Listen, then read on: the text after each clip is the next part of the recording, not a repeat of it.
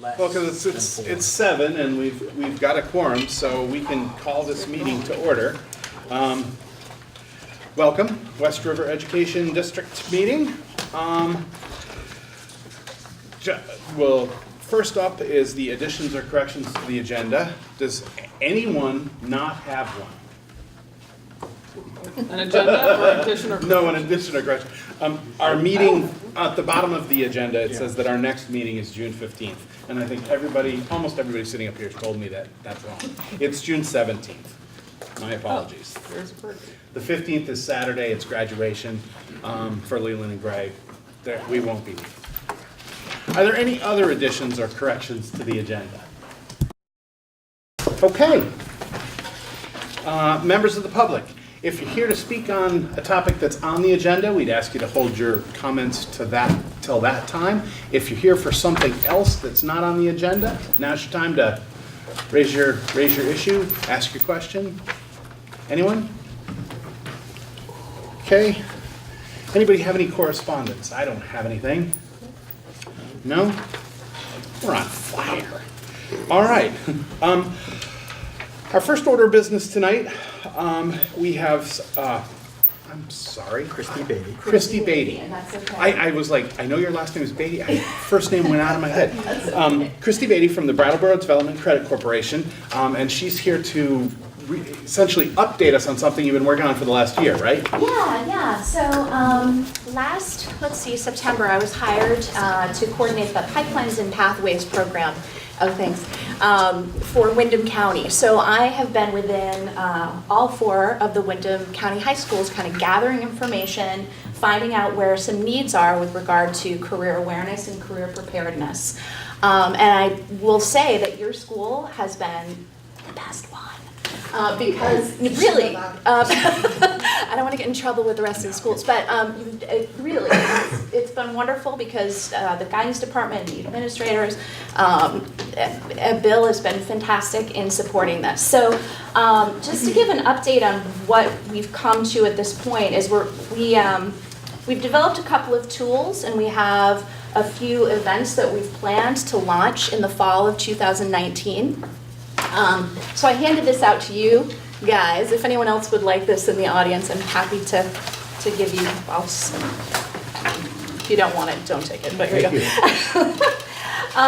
And essentially, what this is we're referring to it as a scope and sequence of career awareness and preparedness. So within this are things like self-discovery, career exploration and preparedness, and then academic and career planning. And if you look at the different levels, we were very specific about doing different levels rather than doing grade level, because in particular, you guys are housed, you have next year, right, your 6th graders will be housed within the same building. So we would love to start to do some career awareness work with that age level. And the other schools were not really capable of doing that because they're not available that age level. So if you work your way through this, it's a lot of information, but I'll give you an idea of some of the things that we're thinking of doing. We want to make sure that all of the kids are connected to or understand what their passions are, what they get excited about, and that's through aptitude testing, interest inventories, and I realize that a lot of those things already happen, but we want to make sure that that's consistent throughout the county. For career exploration and preparedness, we want to make sure that kids are prepared to work in a professional environment or to enter higher education. And so some of the things that we're thinking of that we want to do next year are classes around professionalism, specifically professional body language, tone of voice, verbiage, and preparing kids for interviews and for life, right? So those are the big picture things on here, and I'm not going to walk you through all of it because I know you want to go home. But on the next page, these are some of the activities that we have proposed that the BDCC will be facilitating next year within the regular school day to support the already robust career awareness and preparedness program that you have here. So some of those things are, for example, an introduction to career clusters. So the McClure Foundation, if you're familiar with them, they would like to come in and kind of talk to students about career clusters, and then specifically careers that are available here, right here in Windham County, because the ultimate goal is to not only help the students have, you know, exceptional lives and really succeed financially, but also for the economy here in Southern Vermont to benefit, right? And so what we've found is that there are so many pipelines of careers that are available, and they're begging for people to work for them. And we have students, obviously, who need jobs. So we're here to try to connect those two things. It's kind of a no-brainer. So some of the other things that we're talking about, we'll talk to you about the intro to professionalism. We want to make sure that every student graduates with a resume, understands how to write a cover letter, is prepared to do, you know, a college essay or any kind of essay to get into a career.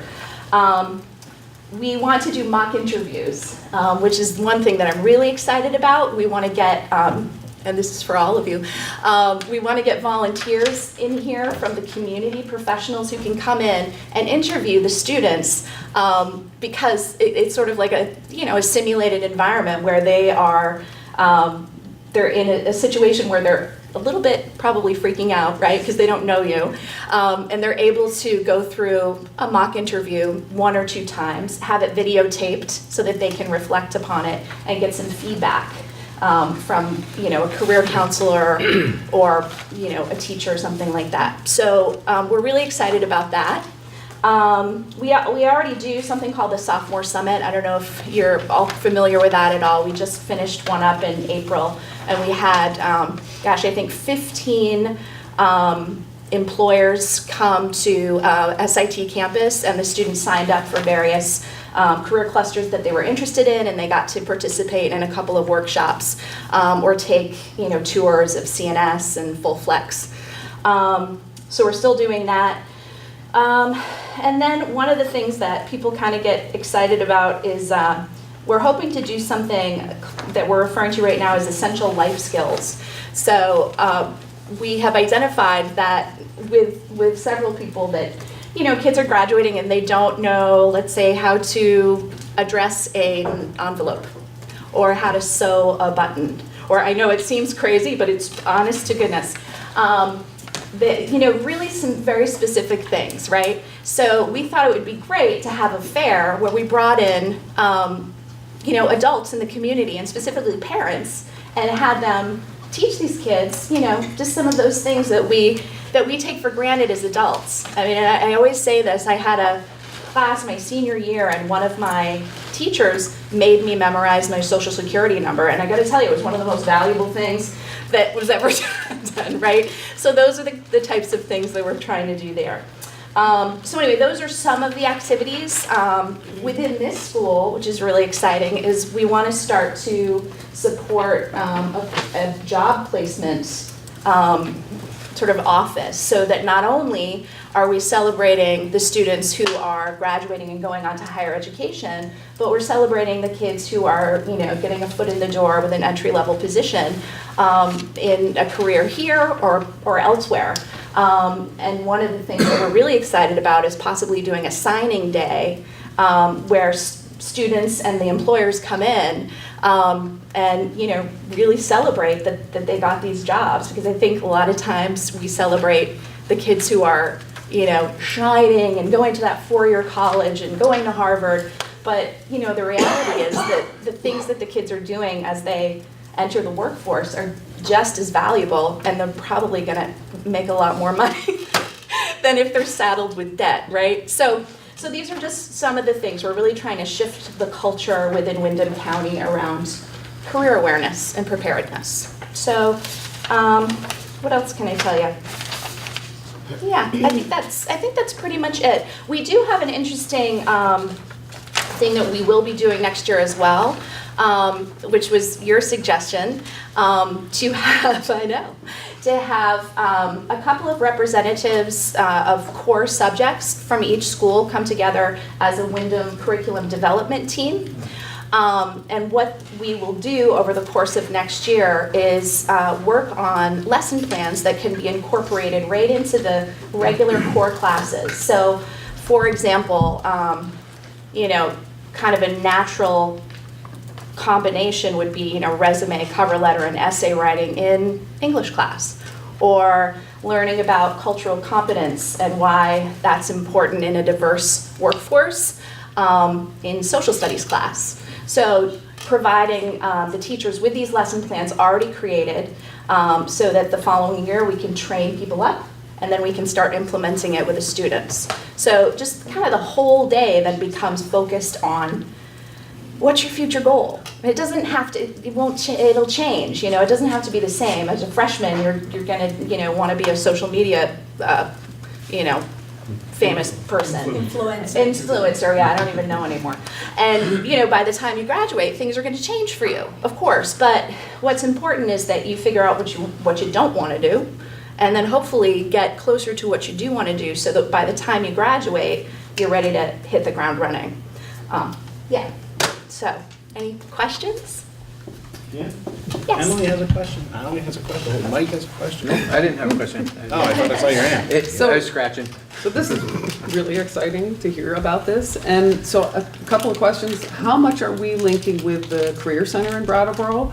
How much are we linking with local businesses? I mean, I know you said about bringing business owners in to do interviews, but are we actually considering internships where we have tons of plumbers and electricians and builders and all those career paths here Yeah. that are they're aging, frankly. The population of folks who do those things are getting older, and we're looking at some, I know you know this, but we're looking at some serious deficiencies in the workforce in those areas. So are we making those links as well through the? Yes. I was going to say, actually, Terry Davison, who does our Yeah. work-based learning program, has done is sort of pairing with the Alumni Association to do like an outreach piece. Great. Part with the idea, thinking around how to pair our students and work experiences with alumni who have businesses in the area, and also to get alumni to commit to, who may be working more remotely, to connect with kids around career exploration pieces as well. So if you're interested in real estate, we have someone who sells real estate in New York City. They're not local, but we can connect you with them and they can talk to you about what that trade is like and so on and so forth. The training involved and so on and so forth. So she did a huge alumni survey that went out a month or two ago, and I think she's going to send it out again to get some data from that. But yes, we've been using social media to try to connect with alumni that way, and pairing with the Alumni Association. She had a couple interns this year that were helping her do some of that work as well. So we had students on the ground helping create the system to do this for students. That's wonderful. So, And the other part of the Career Center, are we? We're connected to the Career Center and working closely with them. So if there's training that is available there in terms of credentialing, anything that's going to prepare a student for a career that they want to do after high school, then we want to send them in that direction. Alternatively, if there are college credits that they can get while they're in high school, we are definitely interested in promoting that as well, which I know the school is already doing, but yeah, we just want to help out with that. And the co-op program here with Terry Davison is really well developed, and she's fantastic. So. Yeah, and so she and I have been talking a lot about that job placement piece, and it came out of a meeting, I guess, that Terry was at with Bill and some legislators around these employers coming to the table and saying, we have all these jobs and we can't find qualified people to fill. And we were talking about, well, with a certain percentage of our kids going to college is one thing, but there's a whole other chunk that are not. And the logic of we have kids graduating who aren't going to college, they have jobs that don't require college. Now, a lot of them are obviously all over Wyndham County, and a lot of them are based in the Brattleboro area, but the idea of bringing them up to meet with our kids, having tours of their facilities, and just making sure, the idea was, and we haven't fully developed this yet, but the idea was that every kid when they leave here with the diploma would have either a college placement or a job placement, 100% across the board. That's the dream. It's the dream. And one of the cool things about it is that because we're so small, it's really doable. You're talking 40, 50 kids in a grade, like, there's no reason why we can't do that. So matching with these guys and doing that work collaboratively is gonna be a huge part of that, and Terry will be heavily involved as well, so. Yeah. And just a really important piece is for the students who are doing an entry-level position to understand the career lattice, to know that, they can get tuition reimbursement, they can move up within the organization as far as they want to go, and really bringing, folks in who started out, at CNS being I don't even know what they call it when they move the boxes around a picker, right? And, there's a gentleman who worked his way up to being the HR vice president or something. And it's just good for them to be able to see that, that they can certainly stay in that position and enjoy the benefits of it. They provide really good health insurance benefits and tuition reimbursement. But if they want to move up, the sky's the limit. So, yeah. Thank you. Yeah, That's great. thank you. Oh, you got a question? Yeah, I have two questions. How is this going to work? What's the mechanics of it? Is this going to be a elective class that's offered to students? Is this an after-school program? Where does this fit into Well, us? so Howie, some of it is through the co-op curriculum for students who are in that track and who are already doing that. Some of it is happening through the personal development class in middle school, is where we start. That's a new thing we're running this year, it's a personal and career development course for middle school students.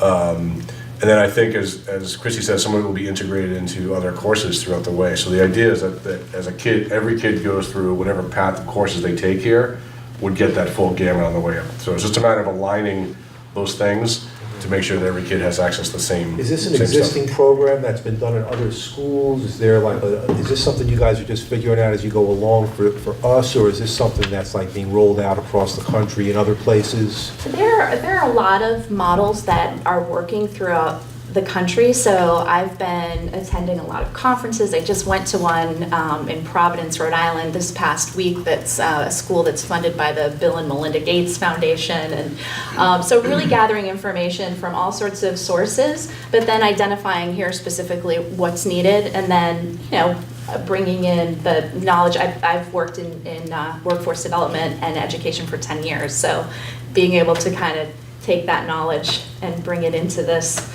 has been helpful. And one more question. Yeah. Nothing's free. How is this being funded? Where's the money coming from to do this? You, Howie. Yeah. No, it's grant funded. Yeah. So Grant places funded by- like the McClure Foundation. So the McClure Foundation is a big part of this? It's a big part of it. Yeah. What is the McClure Foundation? Department of Labor. I'm sorry. What is the McClure Foundation? They are an organization based in Vermont, a philanthropic organization, and they really, I think their biggest focus is on career development and specifically, improving the economy. So, and they're great. They're Okay, so really. it's not costing us anything, these guys are funding it, you're on their Yeah, payroll. and that's the great part. We can. One of the big barriers that all of the schools have, but specifically here in Twin Valley, is transportation. And we have a budget for some transportation, so we can get kids to and from, businesses and that sort of thing. And hopefully, once we show that this is working, we'll get more money. So are you to keep doing it. are you gonna be here full-time to get this rolling? How does it? So I'm within the 4 schools, so I will be here once a day or as needed, as much as possible. I've been here quite a bit this year, usually on Fridays for co-op, and taught a few classes with Terry.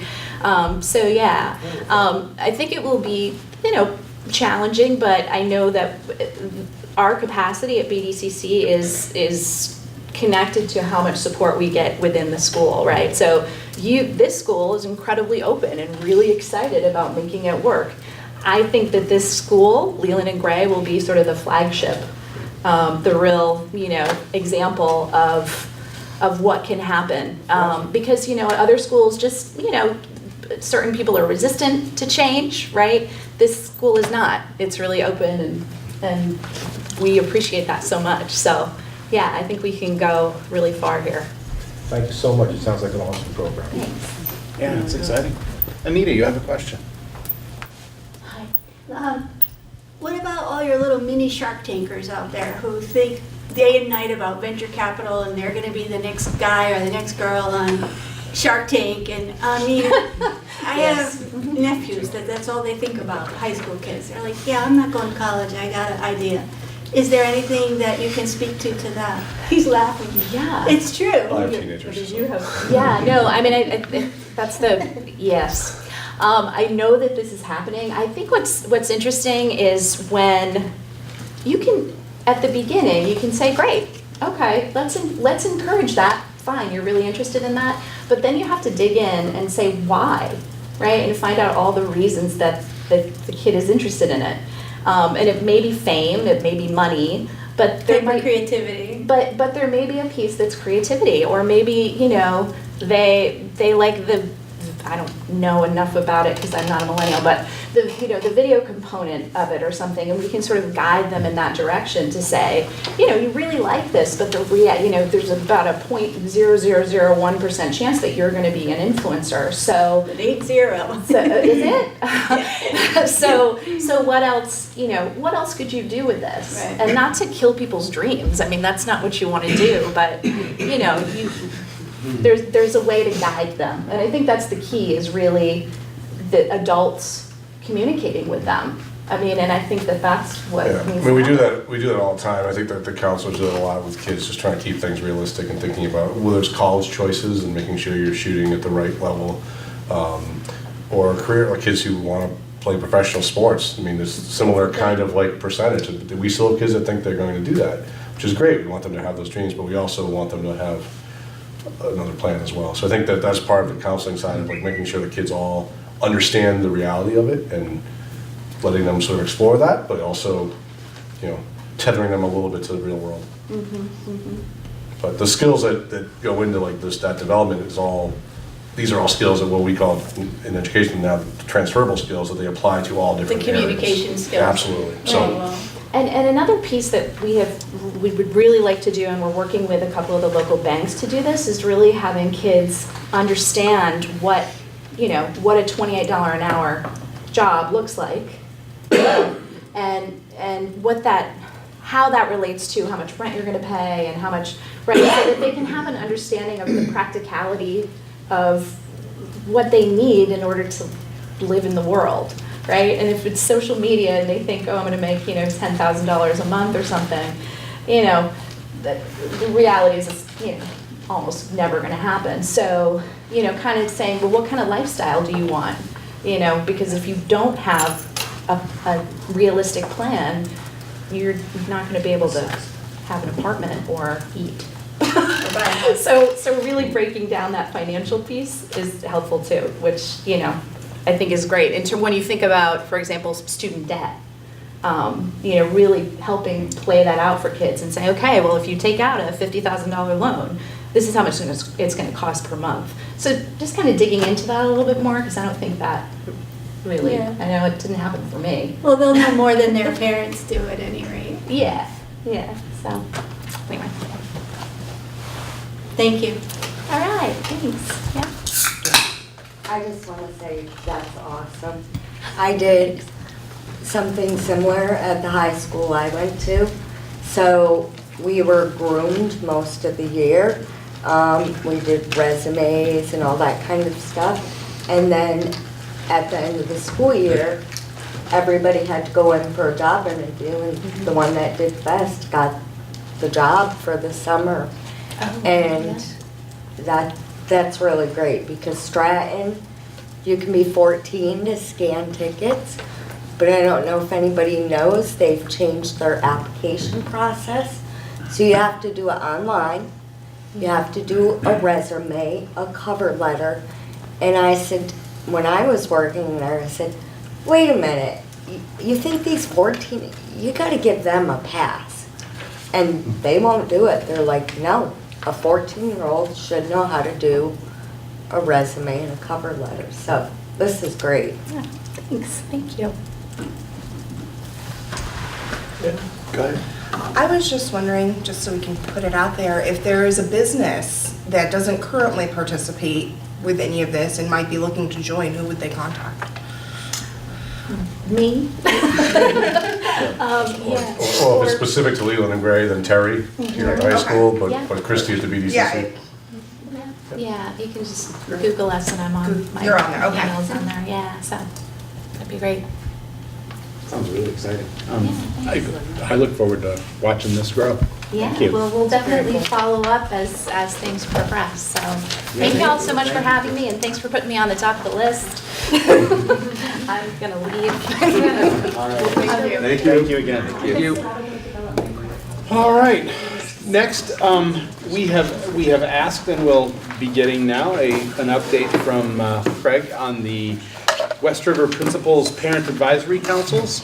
Townsend is piloting one now, and you're working with the other principals to get theirs going and how it's gonna work, so. Audio visual delay. I'm looking tall enough to reach it. There we go. One out there.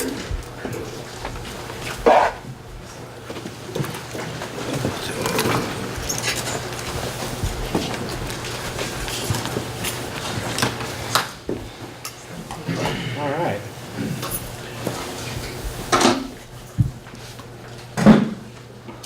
Right. If anyone is interested in touching a very sticky mouse, it is pretty filthy. So if I see anything like this. So I'll just take a little moment to introduce myself. I'm Craig Roach. I'm a principal in the Wyndham Central Supervisory Unit. Next year in the modified district, and I'm currently at Townsend Elementary. So I'm coming to share my experiences with the PAC, or the Principal Advisory Committee, that we started and piloted this year.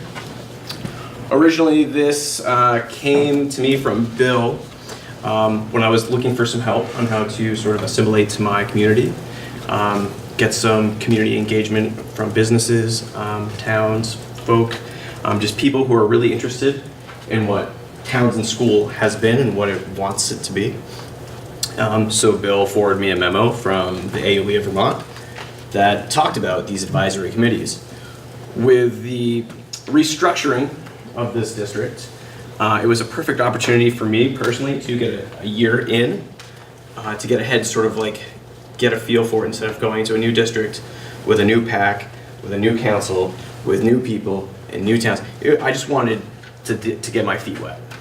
And so this is it. So that quote comes from that from the Massachusetts DOE, which actually had everything laid out for us. So I brought this to my leadership team, asked them how we should do this, if there's any guidelines, and it was recommended that the Commonwealth of Massachusetts already had this in place. And these guidelines are thorough, they're comprehensive. If you have a question, it can be answered in these very long documents. So without trying to reinvent the wheel, I sort of adopted them loosely, changed a little bit of the wordings that fit to Vermont language, and made it my own. So uniting all members of the school and community in a sense of belonging, commitment, and growth. I might have to actually just go on over. No, it's sticky. Just wash it off. I appreciate it. So it is a principal advisory committee, and I should get closer to this because I know people in the back won't be able to read it. It's a school council. It is a representative school building-based committee composed of the principal, parents, teachers, community members, and at the secondary level, students. Site-based decisions making also allows teachers and administrators to work with parents in the community to become more responsive to the needs of a particular school's population. And these councils are used to assist principals to identify student and academic needs and developing the student improvement plan. Councils also take on other responsibilities. I'll get into the three main responsibilities and areas that the PAC takes on a little bit later. And the PAC is a non-evaluative, non-personnel topic centered, encouraging, helpful, positive group that will constructively provide insight on an advisory level to the building principal. Any questions there? No? All right. It's kind of like the back of the hand. So why do we need a PAC? This actually came from that AOE memo from August 5th, 2016. I'll give people up front just an opportunity to read that without me talking over you. And then I'll read it for folks in the back.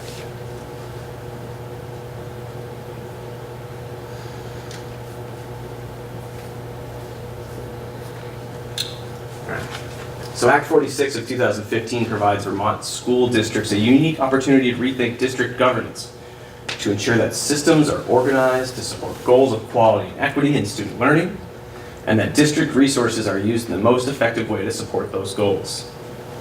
As a part of forming a new district with a preferred structure and at other times when evaluating effectiveness, leadership should begin reviewing roles, responsibilities of different members, and at different levels of the systems.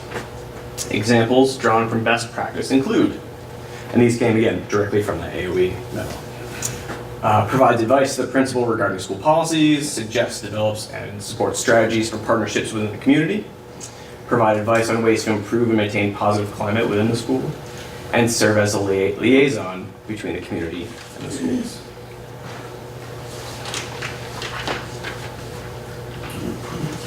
So the year underneath our belts, Townsend has used it in these main ways. And these are the three main areas of PAC and how I've found them helpful. Three main areas are adopting educational goals, identifying the educational needs of students attending the school, right? We're really population central. So Townsend School is a small village school, but we're also going to be getting some more students and communities from the outside. So how are we going to take all of the communities that are coming in and all the students and all the families, but really be responsive to those students? So I need to get, the finger on the pulse of the people who are coming in. And the last area is formulating a school improvement plan, which is something that we would do anyways. We generally take care of that at the board level. So Townsend, here's what we have accomplished this year. So I'm going to start with the educational goals because I think that's what I'm really most proud of, the things we're doing educationally at Townsend. We have adopted a new math program. So I went to the PAC and said, here's the math program that we're going to do. We know that teacher efficacy is the best way to improve student goals, teacher instruction, and also student outcomes. So they like that. I also got their opinions on having an ELA pilot program, Reading Street, to implement in kindergarten.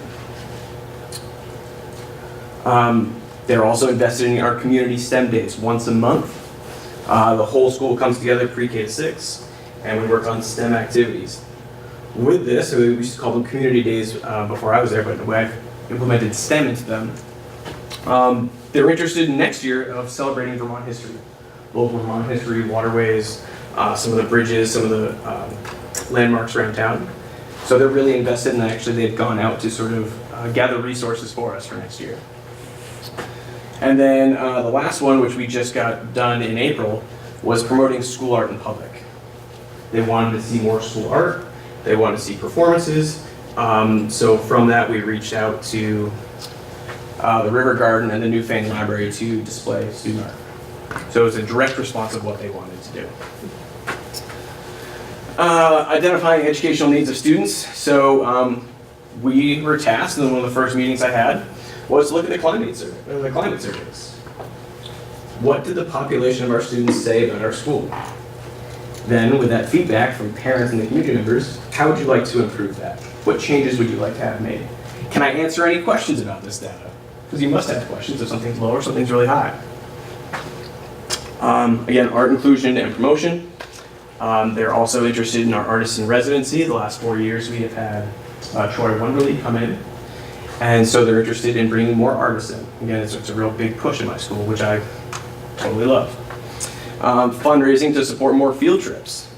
So next year, Townsend Elementary School has taken on Pumpkin Fest from the local town, which will be a huge undertaking, so we're going to actually expand. But if we take this on, we get a lot of parent volunteers and community volunteers, we'll be able to provide extra enriching programs for our students.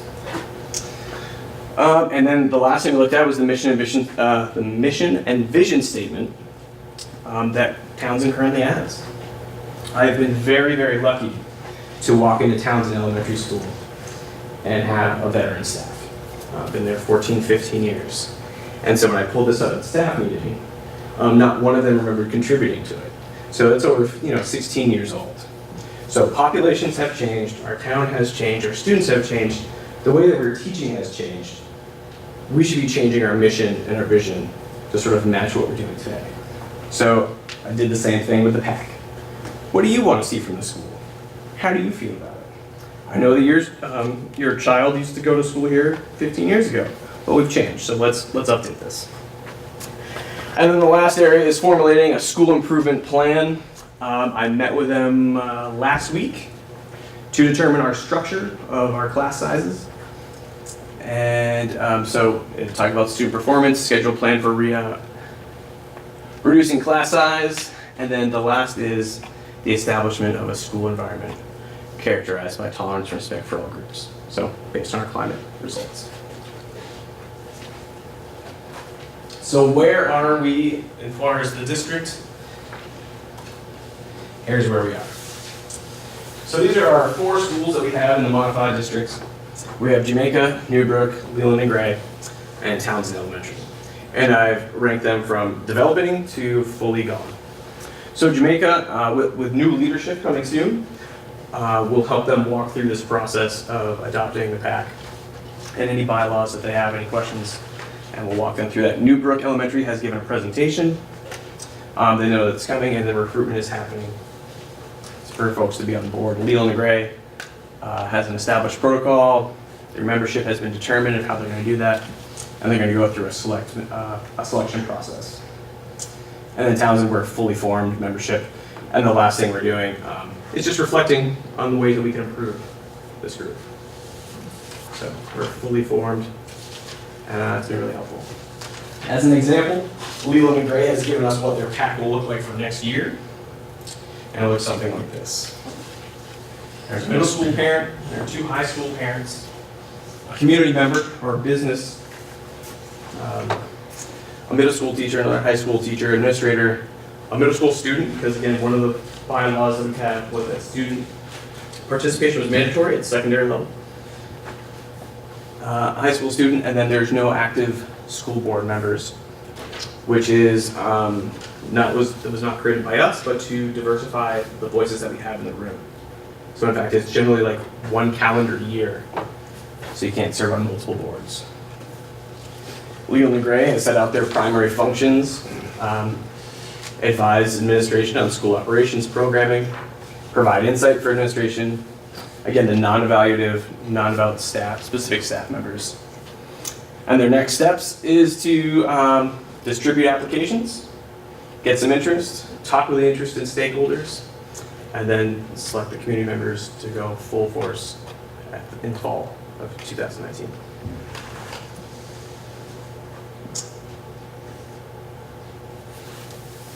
And that's your back. Or school advisory council, I don't know if you guys are gonna call it that. Facts. What? So I'm more than willing to take any questions, answer anything that you have about this. It's been really successful, again, for all the 3 areas that I outlined. But just to get an extra sense of community and get people in and just advise me. I've made some mistakes with just some stuff, and it's good to have parents say, hey, no, Craig, this is actually the way you should do this. This is the way you should get that information out. Here's what we really want from our school. Here's what we're missing from when my kids used to come to school here. So it's been really nice to get that direct connection. And just to add to that, Joe, when I was an assistant principal in Massachusetts, using the model that this was based on, they call them local education councils, I think, LECs. And they use theirs for all sorts of different things. And when I was hired as an assistant principal, they used that committee as the hiring committee. So they used it in lots of different ways to inform the administration, to help provide feedback, and students were definitely involved, and so on and so forth. So it was a pretty functioning group that they use quite a bit for all sorts of different things. So. Yeah. When you invite members to the panel, are you able to give them a guesstimate of their time and energy commitment over the course of the school year? Yeah, so I'm pretty stern on time. So it's just an hour commitment every month. And we might have emails in between just to correspond. But it's once a month. I do it on the same nights as my board meetings.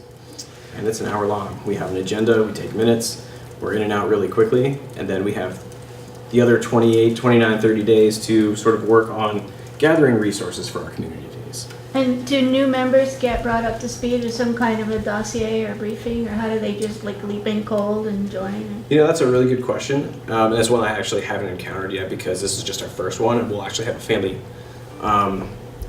moving down to Massachusetts, so I'll actually have a vacancy. So I haven't had the experience of trying to gather an additional member, or how I'm going to go about doing that. But I'm sure that I can hand them the minutes, and we can talk about what our plans are and what our goals are. You know, the same way we have a scope and sequence. And Yeah, because an one action way to plan. do it would be to give them a buddy and say, you know, you, previous board member, are the buddy of this new Yeah. board member for 6 months, and then you are the buddy of that new board member for if they need more buddy help for the next 6 months, so they're not thrown into the lions. That piece of advice is exactly what comes from the pack, right? Like, that's not something I would have ever thought of. Yeah, the buddy system saves a lot of writing. Yeah. So thank you for that. No, I appreciate that. Yeah. Will any of the meetings be open to the public, or are they closed meetings? No, they are totally open. So anybody can come and listen to see what's going on, but also check the minutes if they want to request minutes, and we can review anything with them.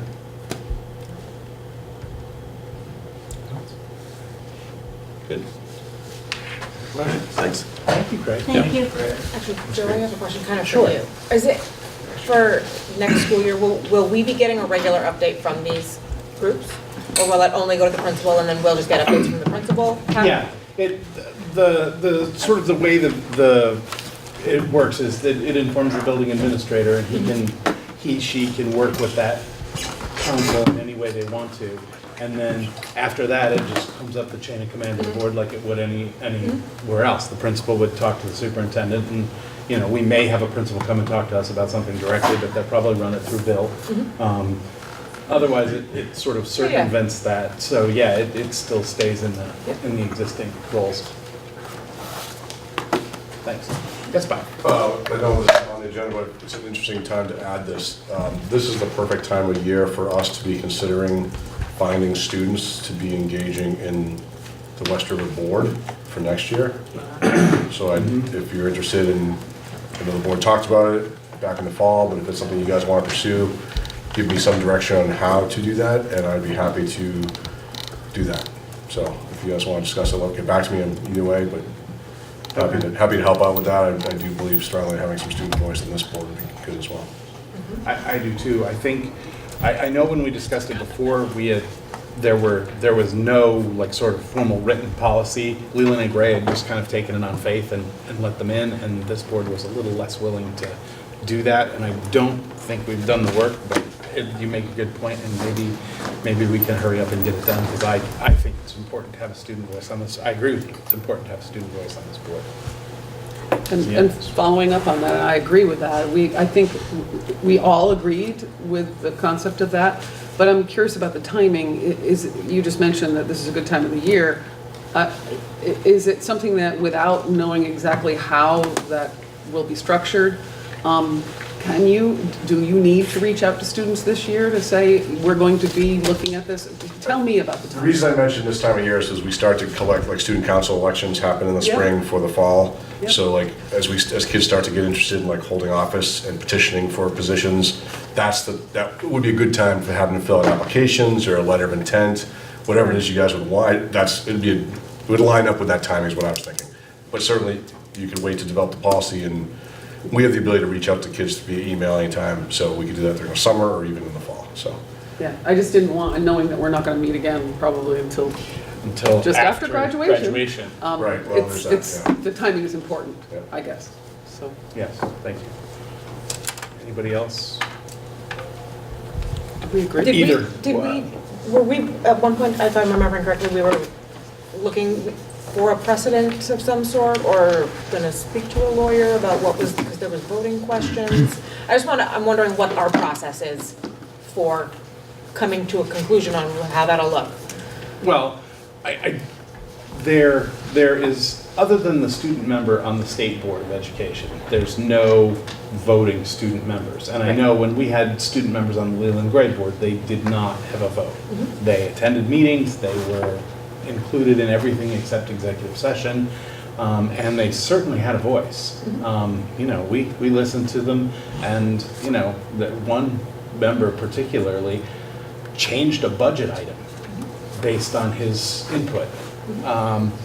So the vote is sort of, you know, whether, if we have the appetite to challenge that, because they're not really elected, you know, with the one citizen, one vote thing, we could take that risk, but, you know, we could also just have them be non-voting, sort of advisory student board members.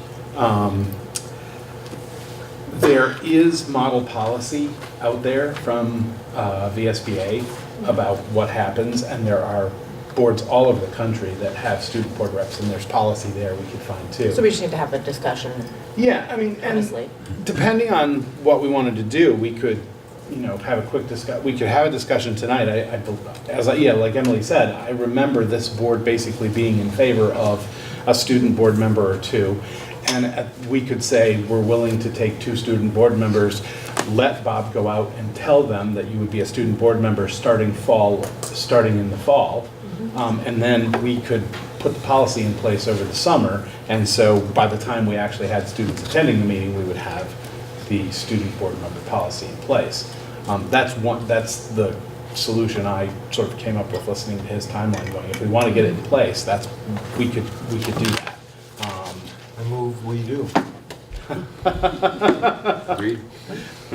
Yeah. All right, it's been moved, and was that a second now? Second, sure. Seconded, to have 2 student board members in place for the fall? Yes. Take applications now and develop policy over the summer? Yes.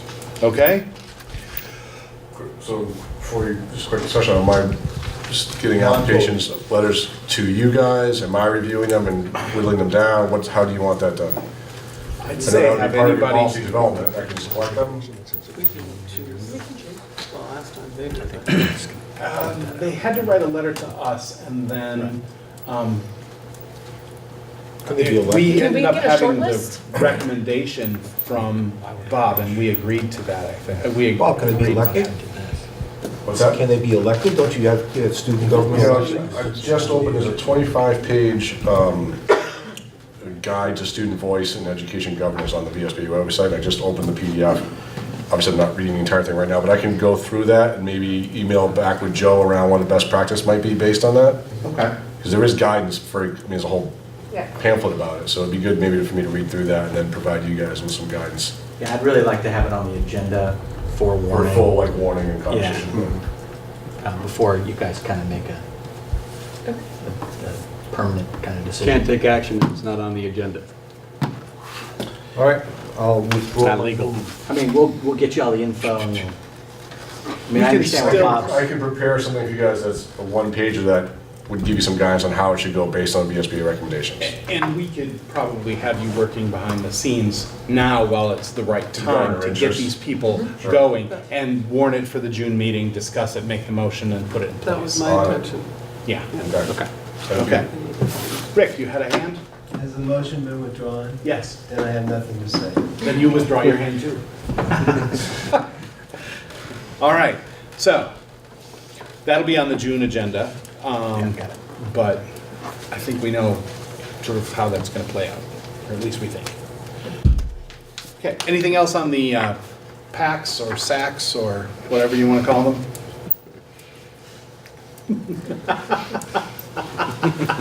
Maybe PAC.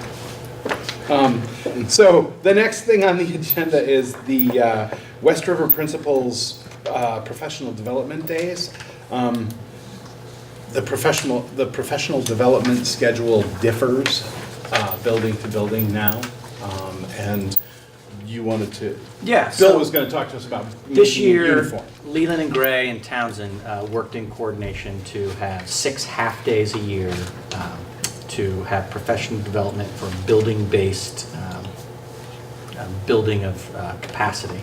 And now that we are all part of West River, I wanted Craig and Bob to kind of share what they're using those 6 days for, and to ask the board to allow that Newbrook and Jamaica could participate in that as well. So I just wanted the 2 principals to kind of share why they're doing it, what they're doing it, Because if the board is supportive of this, I want to preview all of that for parents 5 months in advance. That these are the days, this is what's going to happen, we've arranged transportation, all those, want to pre-answer everything. So Bob and Craig, if you guys just kind of want to share what. Yeah, so Leland and Grade got it, I think 2 or maybe even 3 years ago. And we initially asked the board for that. There's really twofold reasons to start with. Sorry, there's like a obstructed view seating, Lindsay. The first thing was that we did, when I came on board, we really wanted to do a whole like revisioning of what Leland Gray was about. We brought in a design thinking expert. We had a whole process with our staff around coming up with some ideas to move the school forward.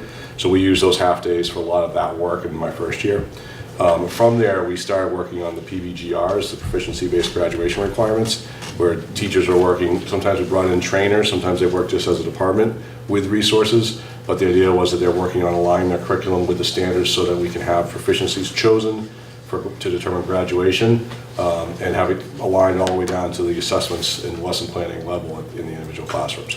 That work is still ongoing, which is how I would continue to use it. Because we're definitely not done with that. When the proficiencies are selected, which by the way is another policy you guys are going to consider, is a policy on proficiency-based graduation at some point.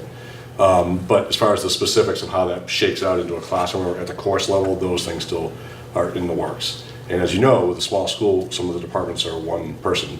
So like, you know, there's a lot of work involved to do that for all their courses. So that takes a lot of time. That's what we've used a lot of our days for in the last year or so.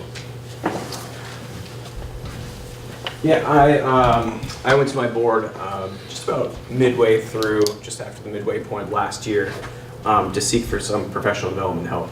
Because we were in a unique situation where we were using winter sports. So winter sports, our teachers were going, but we didn't have any professional development days. And coming in last year, again, I was probably 4 or 5 months in, noticed there was some stuff we needed to work on. But as I mentioned just about 10 minutes ago, I'm pretty stern with my time. And so Mondays, when we have our staff meeting from 3 to 4, there's a lot of stuff that we have to do. And it usually just scratches the surface of what we want to do in our classrooms. And so having 3 hours to talk about the workshop, we all went to a summer workshop, an 8-day workshop over the summer about the workshop model for math, because math was something that we needed some improvements on. So to go in there and talk with each one of your colleagues about how you were doing your math and how you're going to implement math and how we're going to improve student outcomes was really important. To have a conversation to build the capacity, as Bill said, with each one of the teachers.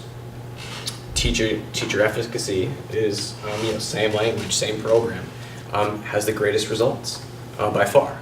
So if we're all going to have the same expectations for each other, we needed a time to set expectations.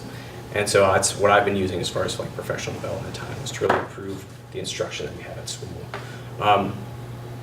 I look forward to, I'm not trying to like sway you guys anyway, but with the possibility of Newbrook and Jamaica joining us for next year, that opens up to a lot of possibilities for the primary grades. To work with other classrooms, there's overlap in our programming, there's overlap in our expectations and instruction. But getting those additional days to work directly with other schools is going to have a real big impact, not only just at Townsend, which will trickle into the middle school over here at Leland and Gray into high school, but also across this huge geographic supervisory union that we have. So I thank you for my board for granting them to me early and having them this year. It's been really very, very valuable. Thanks. Questions about that?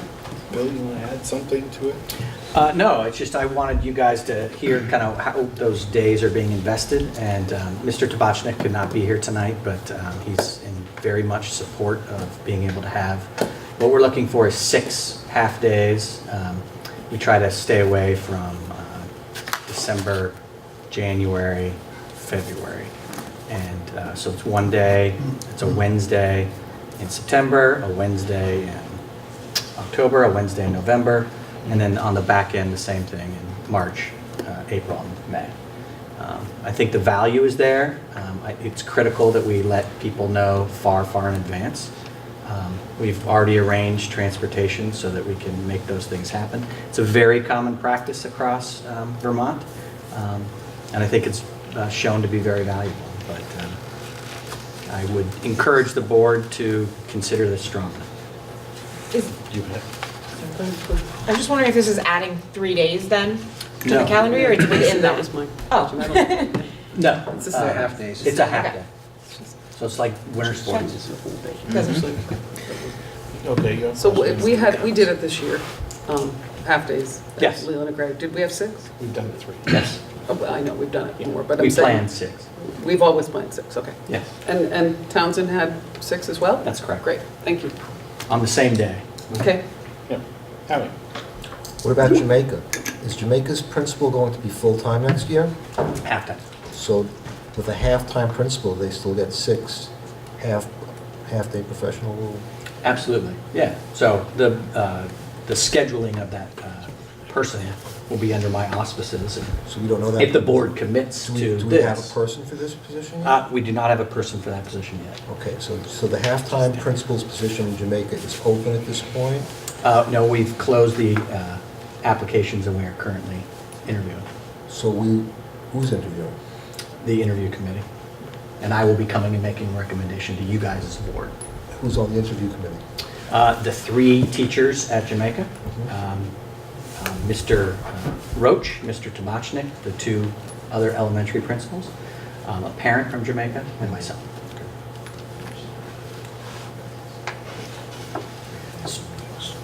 Go ahead. Oh, so what I'm looking for tonight is a motion. That's what I was just Okay. gonna say. So what, you're looking for a motion to just make the 6 half-day professional development days district-wide Correct.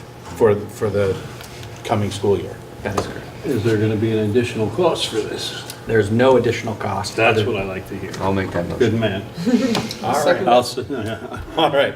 It's been moved and seconded to make the 6 professional development half-days district-wide, uniform district-wide. Any further discussion on that? Yeah, what happens to the kids on those days? Just get sent home early? Yeah, just like a half day for teacher report card day. So is this, well, I'm sorry, is No. this 6 additional half-days on top of what we've been doing in the past, or are we just repurposing days Nope, into this? they're additional, that is correct. So the kids are losing 6 half-days of instruction out of this? So the calculus is that the investment of 18 professional development hours, those 3 hours, will affect the other 1,080 hours to beneficial degree for the students. And it's also being done in 2 of the 4 schools Currently. already, currently. We're just looking to make it uniform. Yes, Lindsay? I just want to say that I think it is a good idea. I think there's a lot to benefit from this, but I do want to acknowledge how difficult it is for families who have 2 working parents to find another place at another, yet again, for their kid. And I just, I want to acknowledge how really hard that is for a lot of families. Mr. Roach. Okay. Yeah, one of the things that Townsend has done is we've also done like fundraisers during that time. So we've also had additional staff and parent volunteers in the school run programs because we do acknowledge that it is really difficult. Which is, I think, again, why Bill wants to have such advance that you can get a calendar in the middle of the summer and you can sort of cross those days off and say, this is the time that I need it. Would these half-days include all of the paras and other staff, or would it only be classroom staff? Like classroom teachers, or? So the school day would end at noon, Mhm. and then the principal would decide what that professional development and who participates in that professional development would look like in the afternoon. So there's potential then possibly for like a laughter type extension on that half day, where if you wanted to opt in, Sure. you could potentially opt in. So I would say potential is the important word. I Yeah. don't want to promise or guarantee. I think I would strongly recommend that get considered. Smart. Sorry, just to answer that, because when you asked that question, it made me think of if I've only asked my teaching staff to do my professional staff who are under contracts. So if you were interested in doing a laughter sort of extended day, I believe that you would have to offer them money.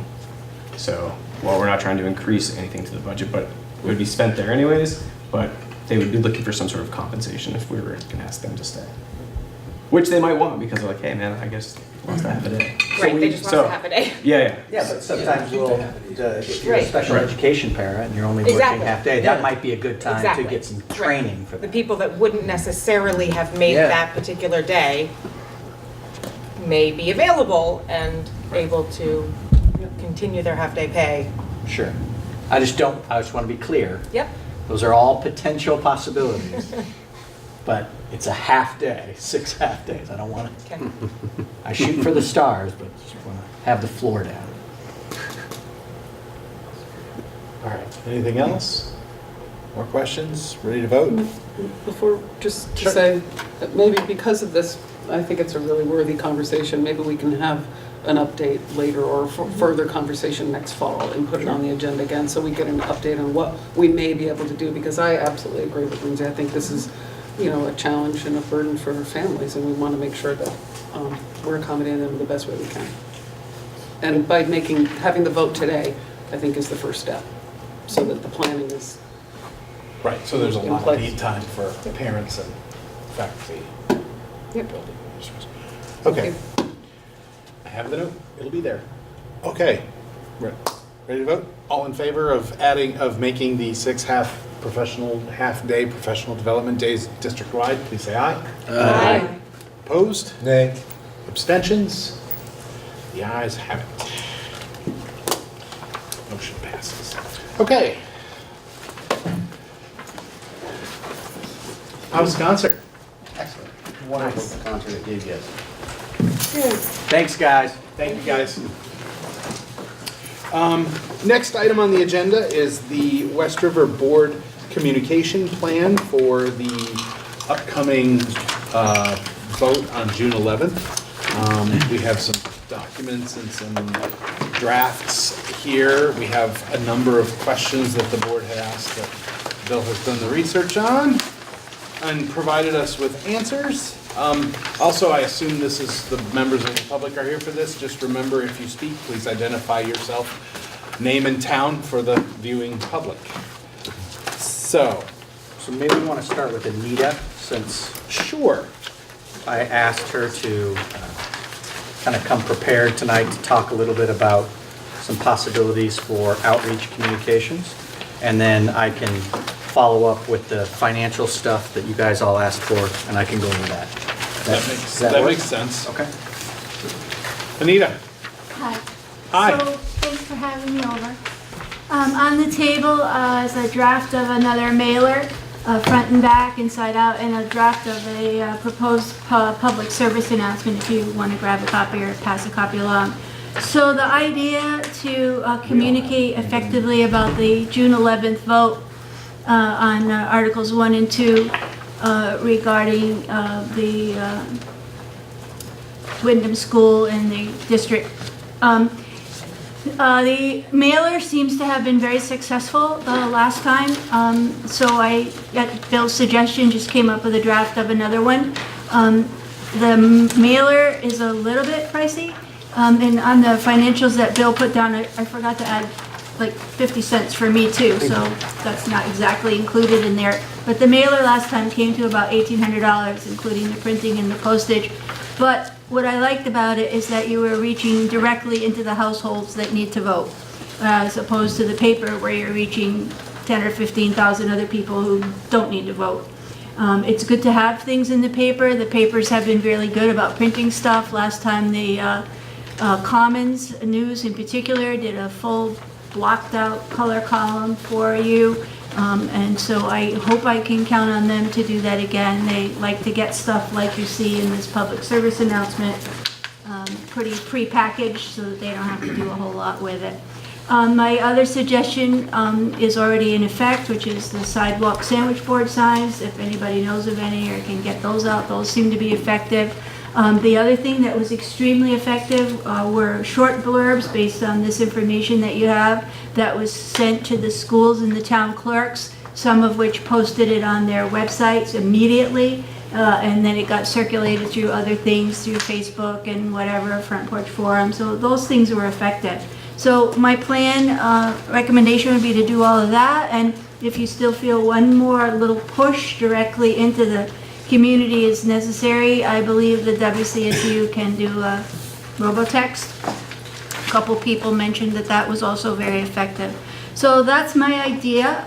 If I get this brochure approved and get it to the printer tomorrow morning, when he opens at 9 a.m., it will be in the mail on the 28th or 29th, which means the voters will have it at least 10 days before the voting deadline, so that's a good thing. The press release, a public service announcement can get out also immediately, it's ready to go. And then it's just a matter of whether the papers and the venues feel like picking it up as space allows. So that's what I was thinking. Okay. Yes, sir. Rick. Yeah, just one minor note on the mayor. 9 a.m.? 9 a.m., please. Yeah. What did I get? Townsend calls open at 9. Townsend Town Hall, 9 a.m. Yes. Thank you. Yes, Emily. The Newfane, it's not actually the Newfane Firehouse, it's New Brook Firehouse. Thank you for that. And I'm wondering, if I can, just one more. On the circle where it says vote early now, Right. would it be helpful? I do believe, I know it's true of the Newfane, but I think it's probably true of the other towns where it's at the town clerk's office.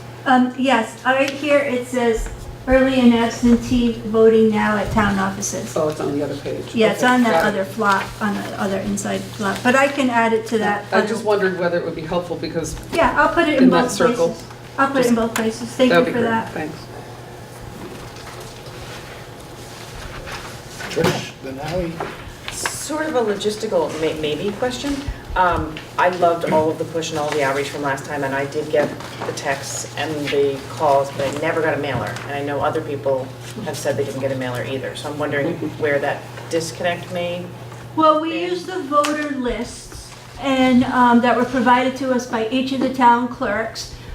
We eliminated out-of-state addresses because it just didn't make sense that somebody was going to drive it from Connecticut. And I don't know why, if you live in Connecticut, you're a Vermont voter anyway, but that's another story. So what the WCSU office tried to help me do was purge double names so that one would go to each household rather than to each voter in each household. So we were trying to kick that list down to under 3,000 names. So there may have been accidental things on that. The only thing we can encourage you to do is get a hold of the WCSU or myself, and we'll directly tell the printer, add this name into that list. At this point, that's all we can do. I have worked with voter lists in the past for different things, and I'm always a little mixed up as to how mixed up they are. Sure. So that's that's my only source of names. Yeah, and the only reason I bring it up, obviously I know because I'm on this board. Right. But I worry if somebody on the opposite side didn't get any of the, wouldn't have got, if they didn't have a child maybe in the school, and I get those texts and robocalls because I have a child in school. But if they didn't, and then they also didn't get a mailer, that was just my concern. The question to ask in return, and without being presumptuous about it, is to say, well, are you a registered voter? Okay. So that's the answer right there. If they didn't get one, then they weren't a registered voter. So, but all I can rely on is the information that's provided to me by the town clerks. Sure. Thank you. Sure. One second. Howie, you had a question? Yeah, it's my understanding that this vote is going to raise our cost per pupil in the district by $1,000 per pupil over the existing number. Yes. Additional $1,000 that's incurred, additional $1,000 per student, a penalty? How come there's no information about that in this mailer? We're investing money to send information out to the voters, but there's not a thing about the cost here. It's just a blur. So, that's a great question, Harry. I made the decision to give the direction to Anita that I wanted everything to be as clinically factual as possible, so that there could not be any interpretation from this board mailing out something that would seem to have any undue influence. However, the reason that failed. Anita's here is so that you guys can all decide what this goes is- in it. this is But blurry. what I wanted to provide you all tonight was the most factual, without opinion, to the best of Anita's and my ability. Like the But- numbers? Well, so That's a fact. we could go very, very deep. I mean, you're correct. But there's. I can also include the tax rates of everybody. Yeah. That could be highly how it played, well. Those are the When facts. we get down to that information, we can add that. And we can talk about it right now if you guys want to. I mean, you could I certainly wanted put you in guys there to the- start from Yeah, yeah. a base. You know, well, I'm saying that this thing is not giving voters the facts they need to make an informed decision about this We vote coming up. can put some financial Sure. information in there. And And after also- we go through the financial presentation, we can decide you can decide what financial information. I just didn't want to The board can presume do that. that. But This is I just take a the direction draft, from and you. it's to be as factual and non-opinionated as possible. Numbers are pretty factual. Exactly. Emily, you had a question? Yeah, mine were just about the mailer again and the logistics.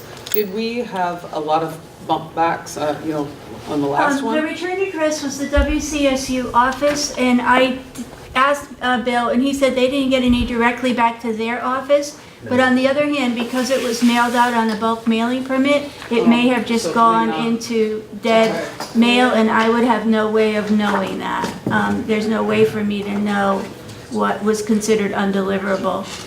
And my next question is there, I know in the past when we've done mailers from Leland Gray about our budget votes and things like that, we would use a bulk mailing company which would send just to all zip codes. And I know that didn't capture everyone, because there are Brookline people who get their mail in Putney, for example, and things like that. But it was a cheaper rate, and I know you also hit a lot of people who aren't voters necessarily, but was that ever considered? The reason we did it was because it was cheaper. It is much cheaper, and it's generally considered like a address to occupant kind of thing. It Yes, it doesn't is. have anybody's name on it, and you're basically just mailing to every mailbox Yeah. without regard to whether there's anybody living there, or whether they're a voter, or whether they're not. It would be more pieces of mail at a cheaper cost. It wouldn't be less pieces of mail at a less cost. So, but I can certainly take the time tomorrow to ask that question at the printers and see what he says, or at the post office. I mean, does it matter? I mean, I know we'd have to try to fill in the areas which we've identified in the past.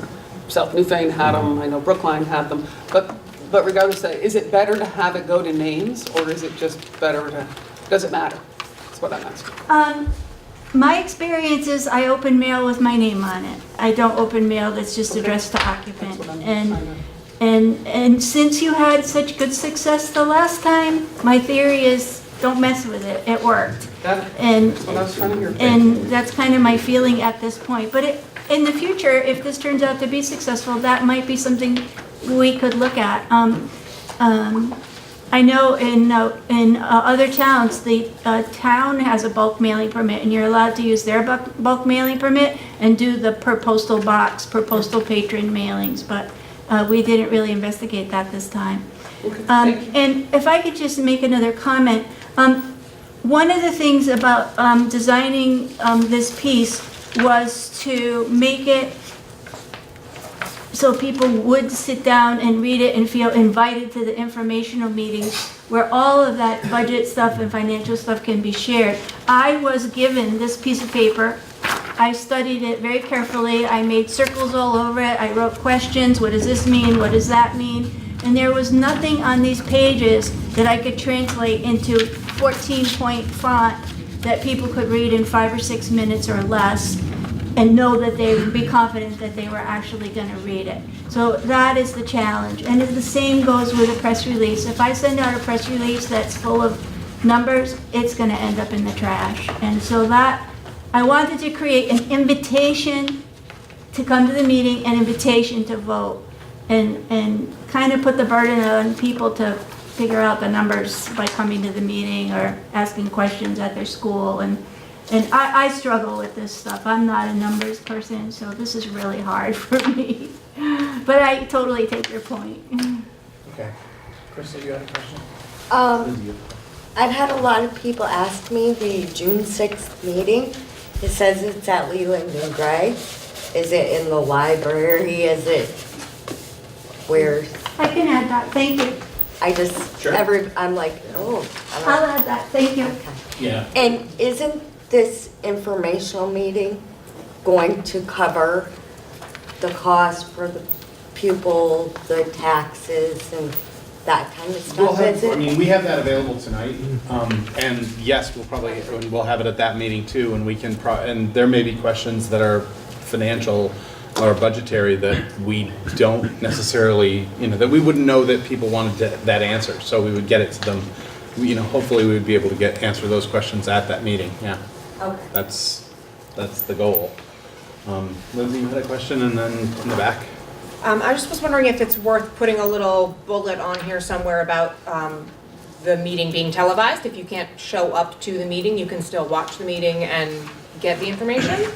It's not live cast, though. They'd have to go and find it afterwards. But I can put that, I'll put that on this page right here. Thank you. The informational meeting will be available, it's usually 3 days later. So it's actually going to be almost like right up against the vote, because the meeting's on the 6th. It won't be available at YouTube and on BCTV till like the 9th-ish. I'll put it on there though, thank you. I need to confirm that BCTV is available to do it. Right. They're coming. They're coming. Back there? And then Mike. I'm Sally Newton. I teach at the Wyndham School, but I live in West Townsend.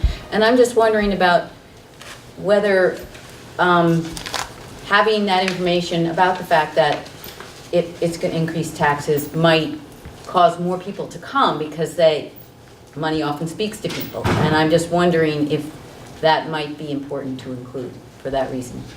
Is that it may people that might otherwise not bother to come. We could certainly have a sentence in there that said, taxes, current tax rates will, if this were to happen, current tax rates would be changed by this much in this town.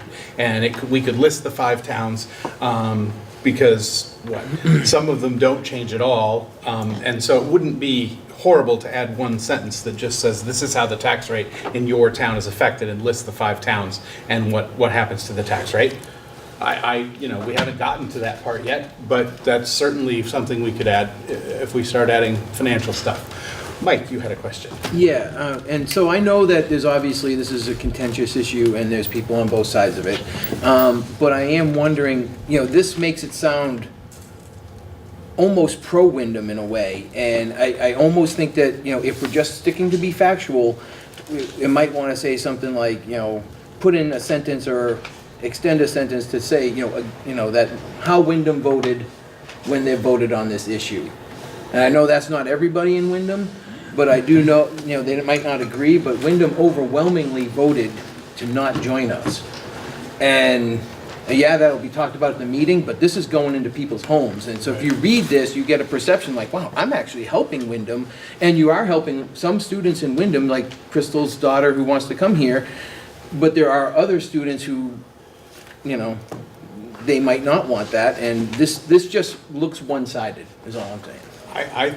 I would answer that by saying that, Wyndham can put out its own letter and state its own position however they'd like to. And, for us to sort of speak to what Wyndham did, I think, we're just trying to give them the facts of what happens with a vote. But it could be just like a little, like we could say, full membership in the West River Education District, comma, even though Wyndham voted against it. It could be really simple, just, some way of parsing that, to just kind of be that more real about it. And it's a pertinent fact. I'm not sure I agree, but anyway, you had your hand up, Howie had his hand up, then you, then I'll. Yeah, so. But Howie first, sorry. Oh, okay. Yeah. Yeah, trying to keep There's order. one, you don't need to get into all of the complicated triangulations of numbers. There's one significant number that the state looks at, that everybody looks at, and that is the cost per pupil, okay? And the effect that this is going to have on the cost per pupil of our district. And it's going to drive the cost per pupil up $1,000 per student. That's the only thing that I insist we put on this. Otherwise, we are not giving voters the information that they need to make an informed choice. To say that they're going to get that information at a meeting, a lot of voters don't go to that meeting. This is why we have Australian ballots. So Well, for it's all actually, people who don't. it's actually in there. Where? It's the last sentence of Article 2 that says, it is estimated that it's But this it doesn't revised say budget. that it's increasing it over the existing number by $1,000. And excuse me, the existing Wyndham number or the existing existing West River budget number? one. That's- Existing West River number, correct, Bill? Yeah, so I would just, this is exactly what I had hoped was going to happen, is you guys would have this conversation. So the current, so there's basically three numbers. There's a current Wyndham cost per pupil, there's a current West River cost per pupil, and then there's a pre-K through 12, everybody's in cost per pupil. Are you suggesting all three of those are presented? Sure. Yes. Well, I don't know if, I don't Hang know on, if Drew, the hang Win- on. Oh, we got Al, we got one out there, we got Drew, we got no hand. I'm just kind of used to do this for. Yeah, so Al, go ahead. All right, so sentences are great, but I like graphs, especially if you're dealing with numbers. So I like the idea of what you were just talking about with that cost per pupil, sure. But another thing that people are is very relevant to people is the tax rate.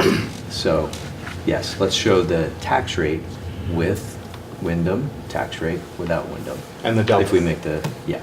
if we make the Okay. I think you were next, and then Drew. I'm Crystal from Wyndham. I just wanted to bring up, they talked about how Wyndham already had their vote. I believe that vote was 3 years ago. And most of us in Wyndham had no clue what this Act 46 was. We had no information, we didn't understand it. I've gone to several of our school board meetings and asked questions and been told, I don't know, I don't know, I don't know. Most of my information came from attending these board meetings. So to say Wyndham had a vote, you should look at that vote, see how many people voted out of how many people are registered, and the fact that we had no clue what we were voting for because nobody knew. Does Act 46 mean boards merge together, schools get closed? So I just wanted to say that. Okay, thank you. Drew. I think we've got to be careful adding so much information to a flyer that people will not read it, and we're going to confuse the issue. But as I put that on the table, if we're going to start throwing numbers out there, then let's put the other important factor out there, which is that this will give more educational opportunities to the students of Wyndham.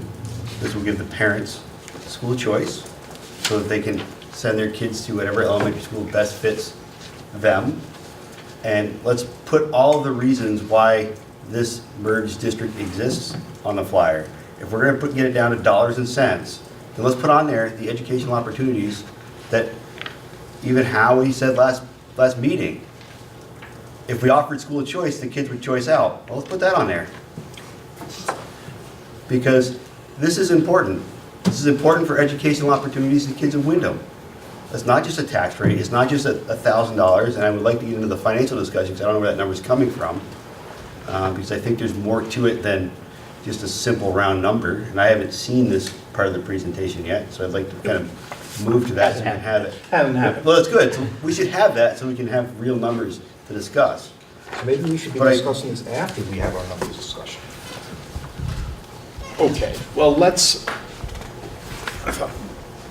sure, Anita, yeah. So one of my goals in creating this mailer was to make the type big enough so somebody doesn't have to reach for their glasses to read it. So every time we add more information, whether it's numbers or words, I have to shrink something to make it all fit. So I guess my next question to all of you, now that you've had a few minutes to look at this, is what should I delete so that I can put other stuff in? Because that's what I think it Take is. out the board member names, they don't need to be named individually. That'll free up some room for a Charles chart. Yeah, when we actually start putting, like, when we decide what we're gonna put in, we can edit it down for you. And like move some stuff or shorten up sentences, and like Mike says, you know, you could take out the board member names and just say the West River Board. We can, you know, I get that you, that, you know, we have to, you can't have it all. Yeah, it's a On a tremendous two-page amount of information to organize, and I saw my task not as trying to sway or influence, but strictly to box the information in digestible bites, which is why it's kind of cut up like USA Today or US Week magazine or something. And I was very specific in the last paragraph on the inside panel where the little arrows to say, we will answer all your questions about what this vote could mean, about creating more educational opportunities, because that's what Act 46 was all about, so that's a given. How it affects school choice, not it will affect school choice or it won't, but just how it affects school choice, and about potential changes in your tax rate. So all those things that y'all just mentioned are bulleted and arrowed to come to the meeting, the little down arrow, and come and hear about it and talk about it. So I get all your points, but my challenge is organizing a huge quantity of information in a friendly way. You did exactly what I asked you to do. Understood. Well, I don't feel It forms where we can have this Yeah, conversation. no, I don't feel under attack. I just want to deliver exactly what you want in a way that I know users are going to actually use it. So that's all I'm after. So, sure, I'm trying to like move I us know. to financial so that we can. That was part of my, Okay. I don't really, would rather not talk about money anymore or that kind of thing until we've gone through this, so Gotcha. we know. But I just want to ask one thing. What is Sure. the goal of this? What is the goal of this flyer? The intention is to invite people to the meeting, make them aware of it, remind them to vote, that it's important, and to extend that thing that people said for so long, we didn't know, nobody told us, we had no way of finding out, we didn't get any information, we didn't. So it's more of an invitational piece as I see it than a documentary piece. So that's always been my perspective of these short summaries when we reach out, when we mail something. It's always been that way. These have always been designed to get people to the information meetings, and to let them know what is happening and give them information about where they can get more information about it. So I think, you know, your point's taken. Yeah, I tried to make it invitational, was my goal. Okay. Thank you. Lindsay. I was actually going to say that after what had been being discussed, I do think it's important to not get too involved in the specifics of things, because the more information you give, the less people feel like they need to show up and actually hear the information. They feel like, oh yeah, that's enough information right there, those 6 bullets. And there's no way 6 bullets. I don't care who you are or where they came from. 6 bullets is not all of the information. So I think that it needs to be really almost as little information that tells people what it's about so they can come get the information behind what's happening. With that being said, I think it may be good to sort of pull out into more of a bullet where you have your arrow points, so that they stand out visually more, because I am the person, I will readily admit that I'm gonna look at this and go, that's a lot of reading. And I wouldn't necessarily read that whole thing. But if I see the bullets and then I'm gonna go, no, okay, what is this about? And I'll actually read the rest of it. So that's my faulty brain at work, but I'm probably not the only one. Right, and the purpose of the photograph as the children is to hold people's attention on the page.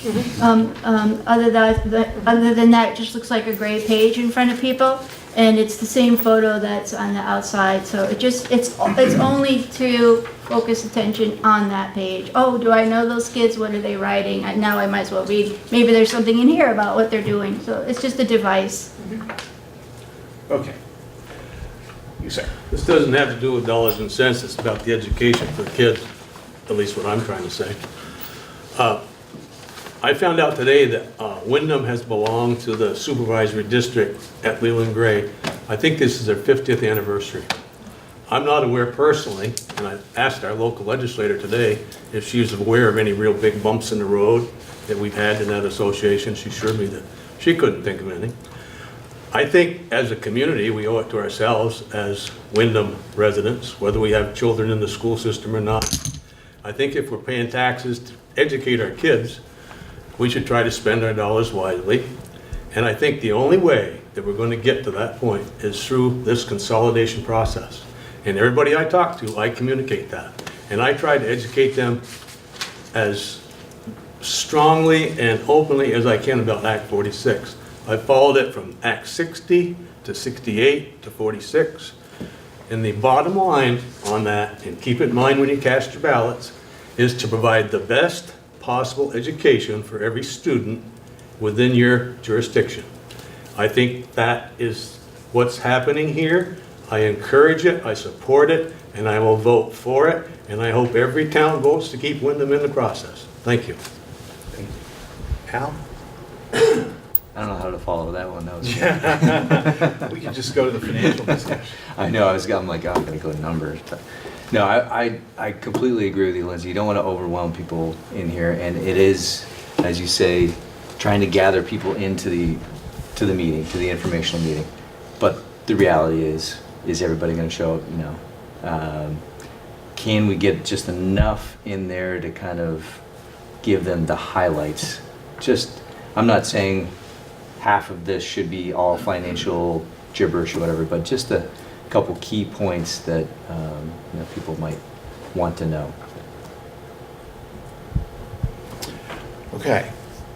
Should we get the financial piece? Okay. Bill? So board members, you all have this sheet and this sheet.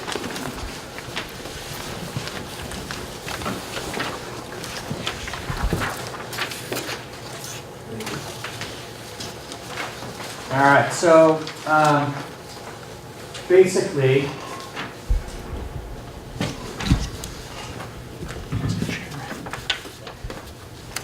I'll give you mine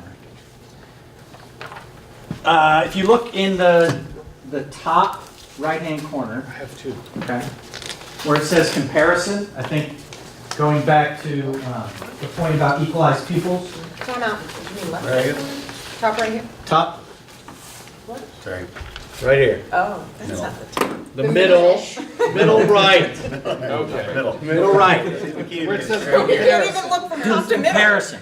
comparison. So if you look at that, it has a column for 1 and it has a column for 2 and 3. And basically that answers the question about when we warn the vote for Article 2 of the changing of the budget. That's what it does to the tax rates in the 5 individual towns. So currently, under grid 2 and 3, okay, that is where we are right now, where Wyndham is not completely in pre-K 6. All right? Due to the 5% hold harmless, so under Act 46, your tax rate cannot increase or decrease greater than 5%, at least during this year. So the Brookline and the Newfane tax rates stay identical. The Jamaica and the Townsend tax rate increase a penny, and the Wyndham tax rate drops 30 cents.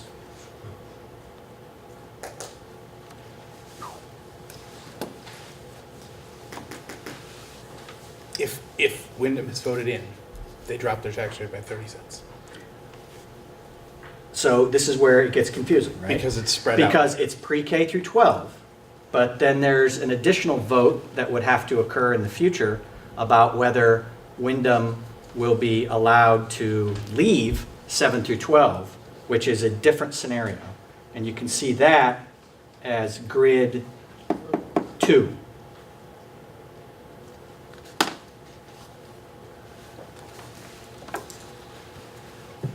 So when I was thinking about what to share with all of you, that's why I asked Anita to make sure that the information was factual and invitational, because I did not know how far you guys wanted to get down into the weeds about numbers that are factual as of right now, but until the yield is set, that can still change, which is the case every year. So, if you look on the second page, that gets you down to the actual thing that we would have put into a town report. If you look all the way down to the middle, line 24, that is that $20,900. That is the equalized pupil that Howie was referring to today, which is absolutely correct. It is $123 more than the West River Education District without Wyndham in, which was $19,877. And I don't have the current Wyndham equalized pupil cost. Did you just say it was $100 more, or was it $1,000? $1,023. Wyndham's cost at the elementary level, as I read the town report, was like $24,600 and change. I looked for it before I came today, Okay. so I don't want to quote it. But that would be a number if the board wanted to include equalized pupils. You'd have to make a decision, what equalized pupils would you include? And if you wanted to include tax rates, what tax rate information would you want to include?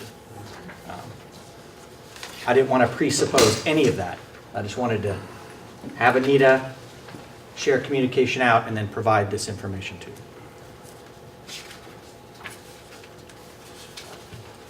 Sure. Howie, Drew, Ben.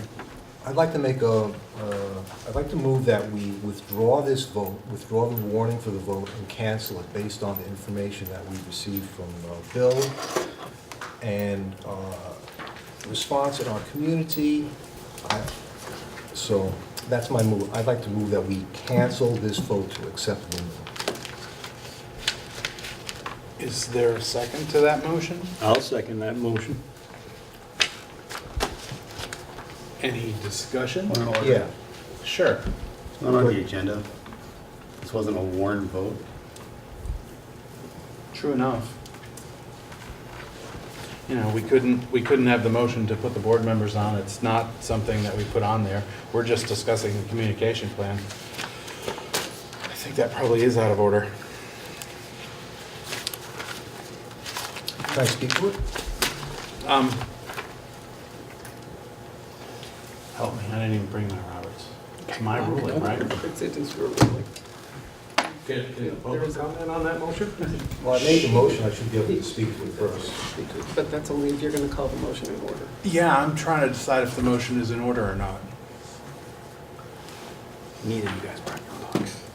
I forgot to bring my Roberts. Well, no, you make a good point, Drew. I mean, that was not a warrant. The action to warn that vote was on the agenda. People could speak to that. You know, earlier it was actually out of order to do the board members. I think it probably is out of order to try and withdraw to make that. You know, when the actual discussion is supposed to be the communication plan. So, I mean, you can present your case, but I think your motion is out of order and we're not going to actually vote it.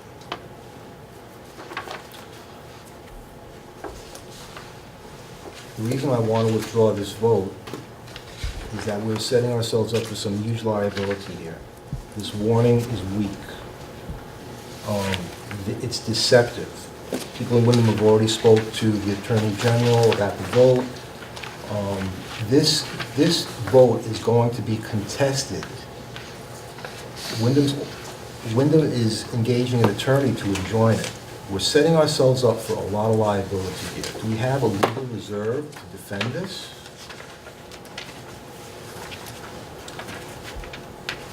I think that we have legal reserves, but we don't, you know, we can't, that's entirely speculative. I mean, until we see legal papers or are contacted by an attorney, I'm giving the board a heads up. That's the next step if we continue with proceeding with this vote. This vote that we won last week violates our own Articles of Agreement, Article 18.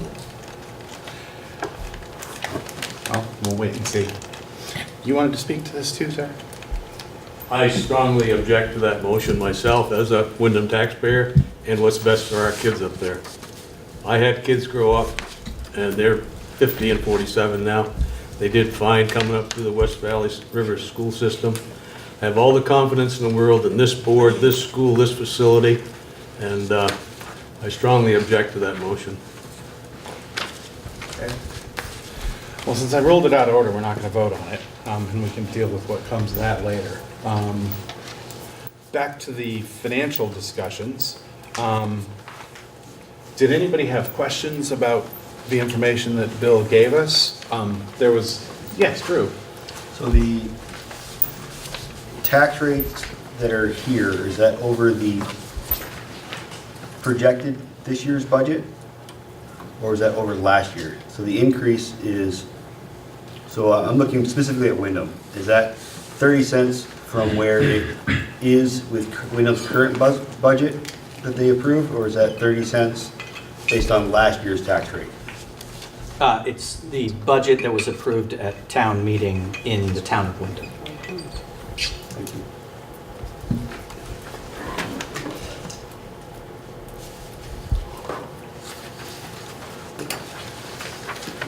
I'll look at. Okay, yeah, sure. Assuming that question 1 passes and question 2 fails, that is a possibility, I assume? Yes. You have modeling on that? Do I have modeling for what would happen? What the finances would look like? So it would be just like so Article 2 is essentially a budget. So Article 1 says the pre-K through 12 West River Education District includes all 5 towns fully between pre-K and 12. And Article 2 is, this is the amount of funding necessary to do that. But if number 2 does not pass, then that would just be it would be similar to having a budget not pass.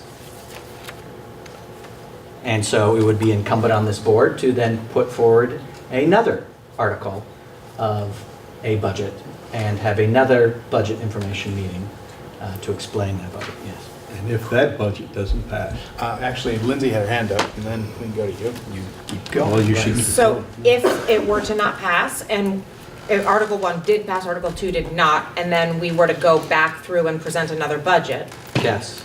Would, in the meantime, in that gap, would the rest of the district be on hold again? Or would the rest of the district be able to continue staffing, et cetera, decisions? So it'll depend on what happens in the next 3 days in the legislature. Okay. Because there is, and I'll let Emily speak to this, but it is my understanding that there's language about the ability for a board such as this to operate under the old rules, which as an individual board, if they don't have a budget that's passed, they're allowed to borrow up to 87% of the previous year's budget. Okay. But that has not been solidified. Okay. But if Emily has more. Can you add to that? No, I think that you're right. It hasn't been, as far as if I'm understanding what you're saying is correct, that it's about the default budget, what would happen if there was no budget. Correct. And that language is in H39, I know, and H39 is still awaiting conferees from the Senate to finish the process of the conference committee. Yes. And we're running out of time for that, although they could appoint them tomorrow and do that. I don't know if that language is in some other area, and it could be. I haven't followed it and I haven't looked for it. Yeah, it's often, I know some parts of that H39 have been included in other parts of the other bills or The other parts miscellaneous, of yeah. legislation. So I can't answer the question about whether default budgets were included somewhere else. I don't know. I haven't asked and I haven't followed. Yeah. There you go. Thanks. I have a But, question. yes, in the back, and then Jack. Thank you. So if the first article passes, but the second one doesn't, so there's no budget, that means that we will be, things will be undecided. I mean, can you accept Wyndham without the money, the budget to do it? Do they depend on each other? Or if they don't pass the second one, you have to put together another budget and then they have to vote on that. So I'm just throwing this out. We're in a turmoil up in Wyndham right now. I have signed a contract to teach next year. I have no clue what's happening. I'm asking you somehow make this so we can, just extending this out and dragging this out it just seems like it's gonna just really be a destructive thing for schools, for communities. I'm really concerned about, I'm concerned about a lot of it, but I think I was not aware that that was a possibility until right now. Ken, you had a question? Okay. Well, one, to answer that question, I would hope this board would honor any contracts that Wyndham had already put out, and I'm sure they would, as far as staffing goes. I can't guarantee that because I never know what's going to happen until there's a vote. I already know that there's not going to be 2 full-time teachers there. We've gotten that information because we will only have 10 students. And so, what happens there? All the staffing has already been done in all the other schools. So the timing of this is not great. So this is my question. Wyndham passed a budget for $450-something thousand, correct? Yeah, it's the exact number. The exact number that's on here. 039. Which is what the town of Wyndham agreed is what was needed to run that school next year. Correct. Correct? So, with that, them joining the district, then you have to add another, it looks like a $40,000 here to make things equitable, which is your notes here? Yes, on that second Approximately $40,000 added to that number. Correct. Which is not in the budget. Correct. And you're saying this needs to happen, so where is that $40,000 gonna come from? Goes exactly to what Sally was just speaking to, is that there are currently 2 employed teachers at Wyndham. Mm-hmm. If this board becomes responsible for the operation of a pre-K 6 building that has 10 students, it would be the superintendent's recommendation that you would not have 2 full-time teachers there. And so that you would have 1 teacher there, possibly with some assistance, and then you would have the other full-time teacher move to one of the other West River Education District schools. And I have intentionally, I've been fortunate in that possibility in that we have had some teachers that we had planned to have accepted other positions. So we do have positions to be filled at the elementary level in the West River Education District.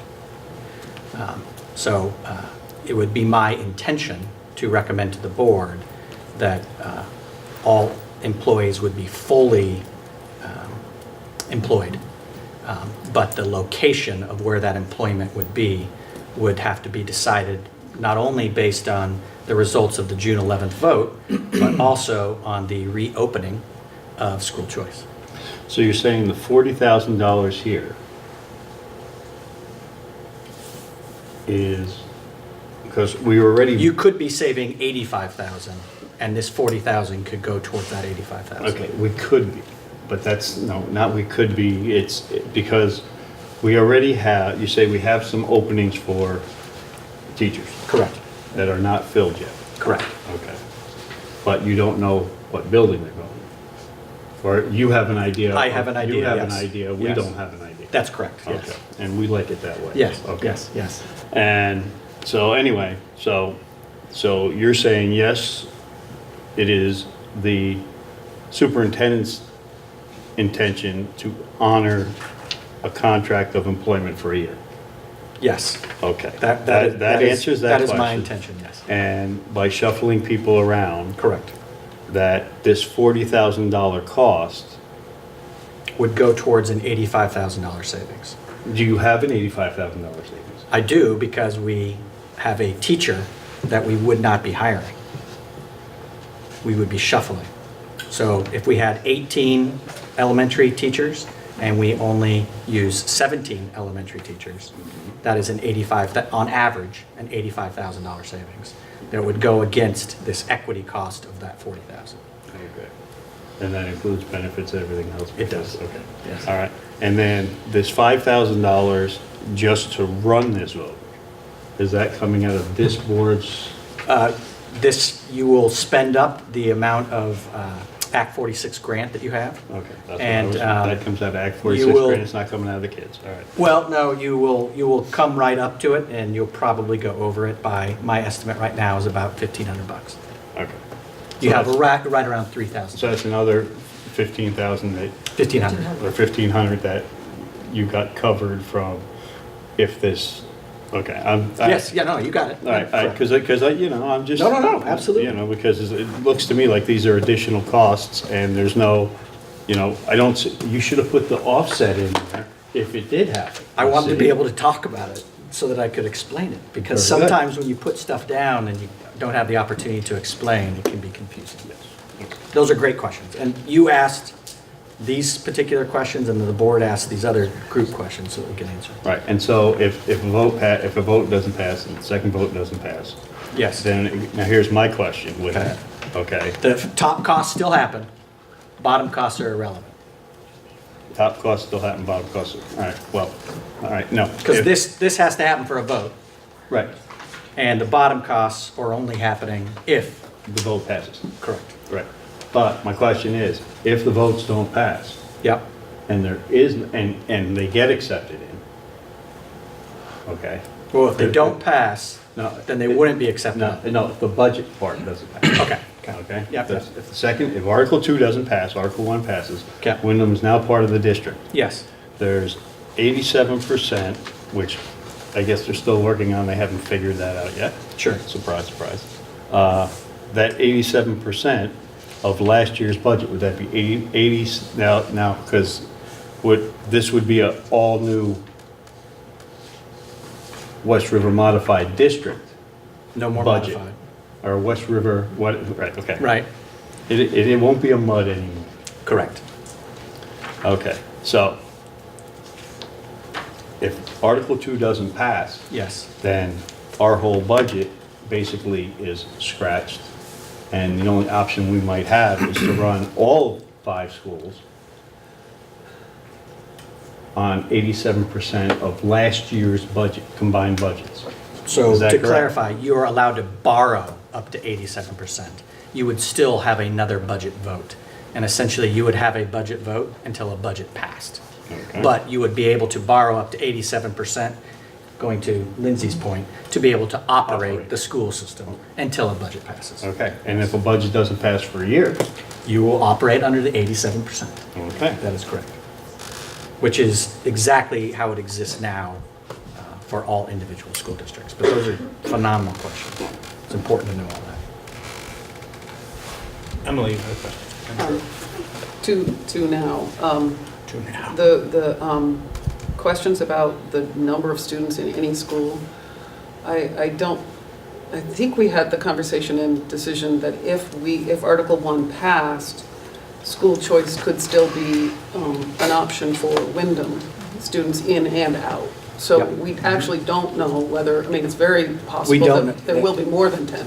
It's absolutely possible. And so And I might need to shift other teachers in other ways, Right. yes. So I That's exactly- hesitate to have us talk too much about what the staffing levels will look like in any one school, because we actually don't know, because we do have school choice. We absolutely do not know, yes. About the the other question I had was about what you two were just talking about, which is the warning. Right. And how much time do we need lead time? Remind me of lead time before we have to warn another. So say Article 1 passes, Article 2 fails, and then that's just like what happened to our vote in March or whatever the date. Our first vote- budget vote. Our 5 first days. budget vote.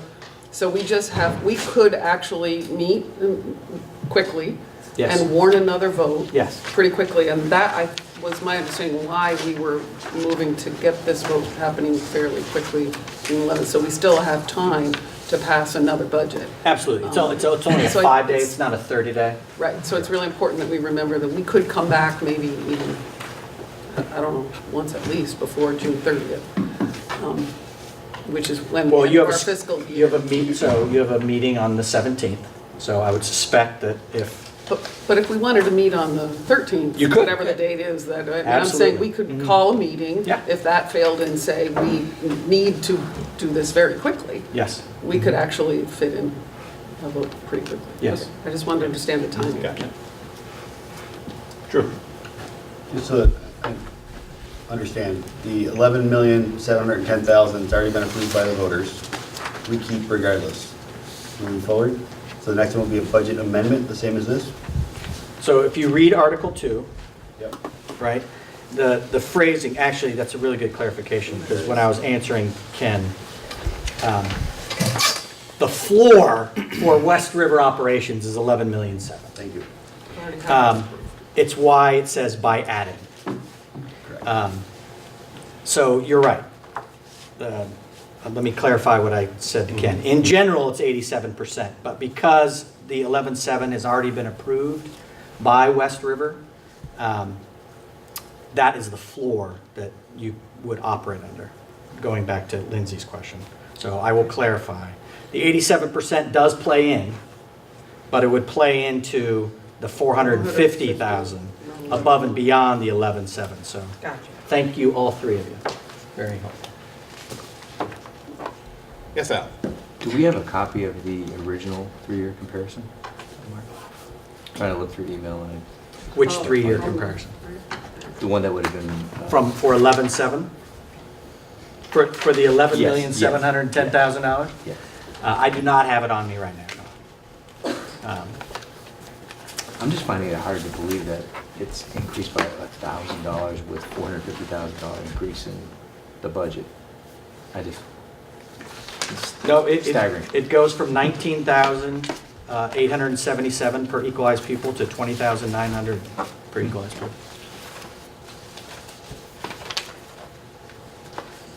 I'll double check that, but I mean, when we ran it, that's what it was. I mean, the tax rates changes are nominal.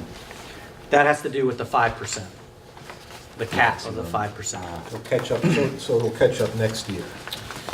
So to Howie's point, we don't know if next year, Well, right, unless they change the 5% up or down will exist or not. That is But, there's another question. Sure, go ahead. I'm The trying to tax, understand. the tax rate incentive plays in. The to 864 and 2. Right, Yeah. that would, then Wyndham, would they or not get that? So that is part of the unified tax rate? Oh, so they get it, but not. It's happening now. specifically To that 400, okay. I It's get it. happening now. I get it, okay, thank you. Bottom line, that's 3 years. Okay, so, now that we've got some of the financial stuff answered, can we go back to the communication process and figure out, what we want to put in, how much information we think we should put in the mailer, and so we can get that out so that we can, invite people to meetings. I had also thought about whether or not we want to hold more meetings than just one budget information meeting. Do we want to piggyback on existing board meetings and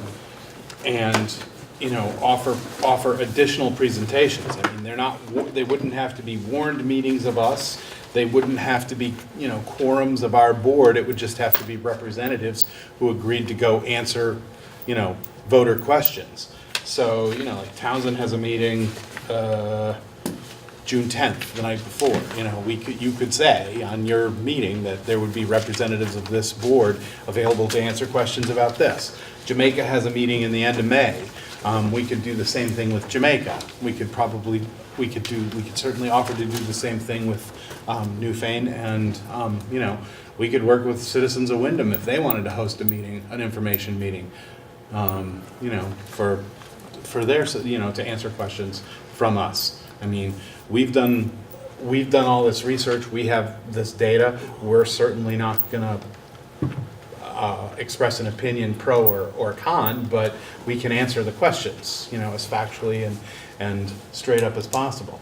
Is that something we want to do? Because if we did do something like that, we'd probably want to add, you know, extra meetings, you know, also available at, you know, Right, but they're not whatever. gonna get this until at least June 1st or June 2nd. So it's Okay, a so mo- then that would be moved for But most. it could be done through a robocall. But it could be done somehow else. Be I mean, moved is on that the something? flyer, but- Right, it would be moved on the flyer. I was just trying to get flyer stuff out of the way, and I figured if that was one more thing one more idea that I had kicked around, that, you know, if it was gonna affect the flyer, I wanted to get it out there. I don't think if we do that again like we did with the Act 46 study, you're not going to get the same quality of question and answer if you split up and have different people going to different meetings. Well, I would commit to go to all of them, so I would at least be consistent. But Drew, go ahead, and then Rick. I think it's important. I think we need to get out into the communities. This is a complicated enough vote that I think we need to answer questions. And having one night, one session, I think is doing the citizens a disservice. They can't make the meeting, so I think we need to get out and do them. Okay. 1 second. Rick, you had a question? Yeah. Lindsay, is that him? Yeah. Okay. If I may. Yeah. As a member of the public and as an observer, the idea is laudable, but the idea of only a few of the board members going to each of these meetings, I can sit here and I can tell you that everybody on those tables are going to give people different words. Unless you're reading from an absolute script.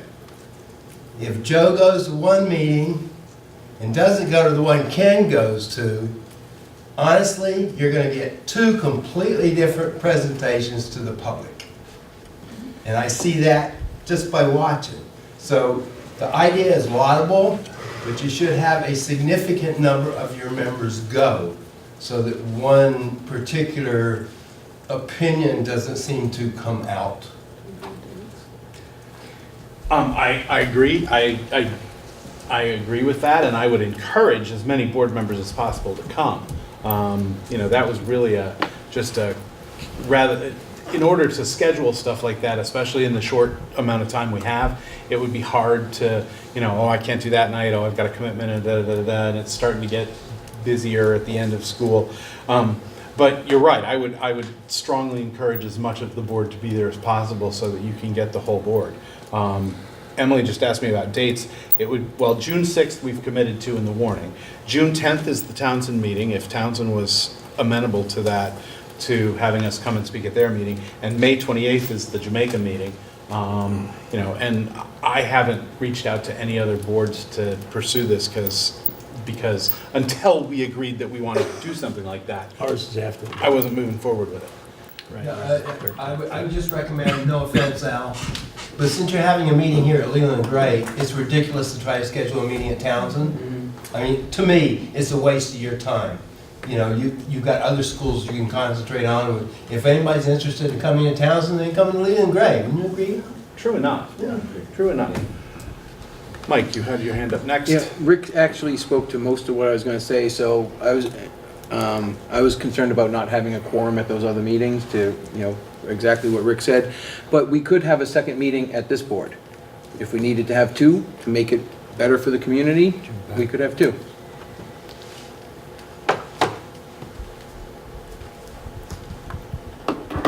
Two board informational meetings on 2 different nights.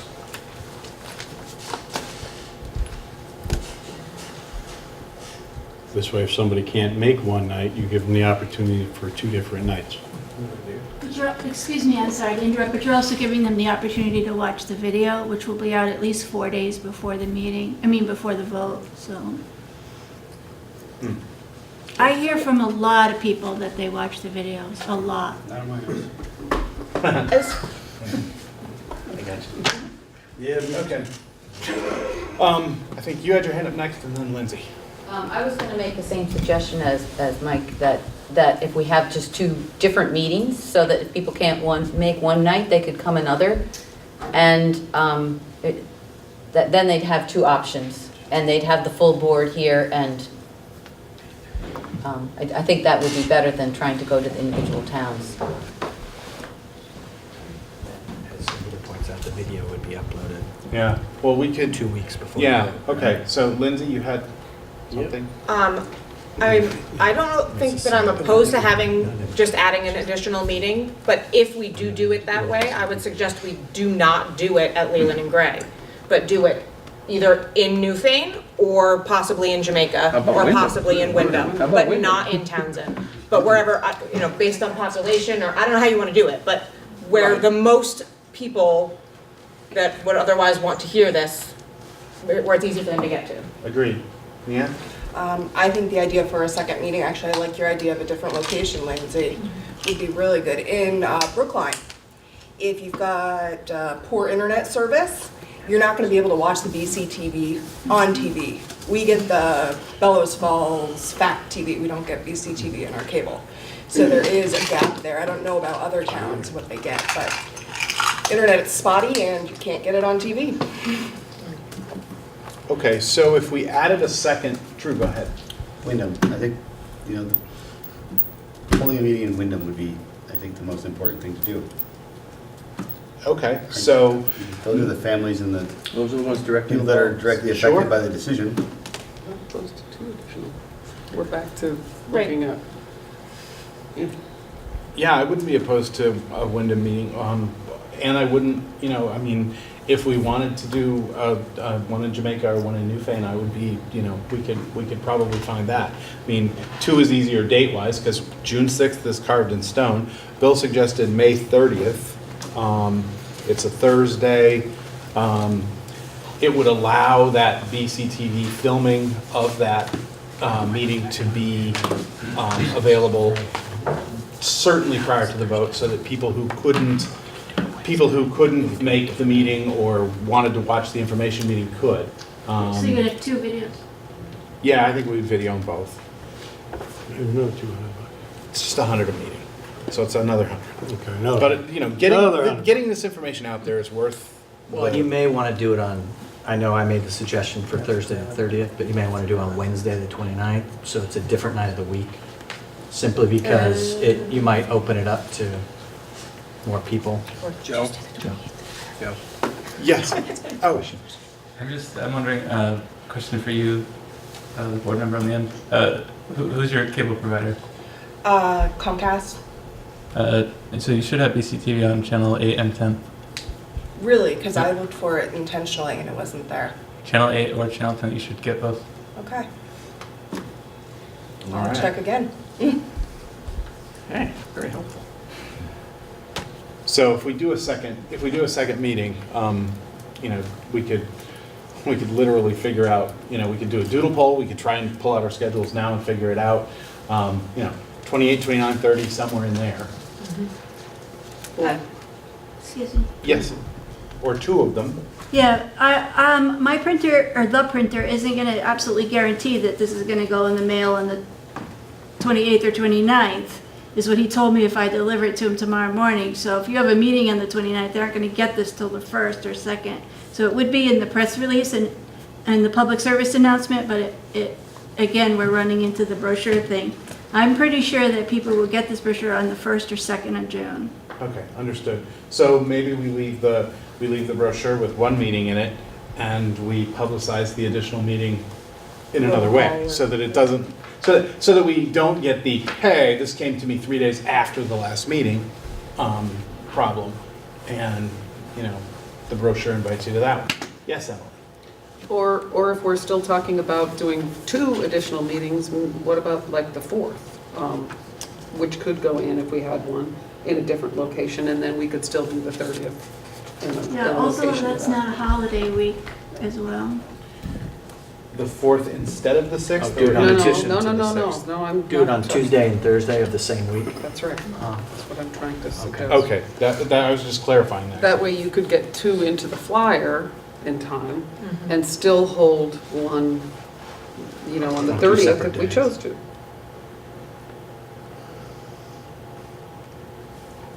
Or the 28th or whatever. No, I think that makes sense. I'm just trying to get more information out there, that's all. Right, so how about this? May 28th, June 4th, and June 6th. June 4th and we'll hold the should we hold the 4th meeting up in Wyndham, the 6th meeting at Leland and Gray, and the 28th meeting at a site to be named? If you're going to have a meeting in Wyndham, I'd like to be there, and I can't be there on the 4th, but I can be there on the 3rd. Monday.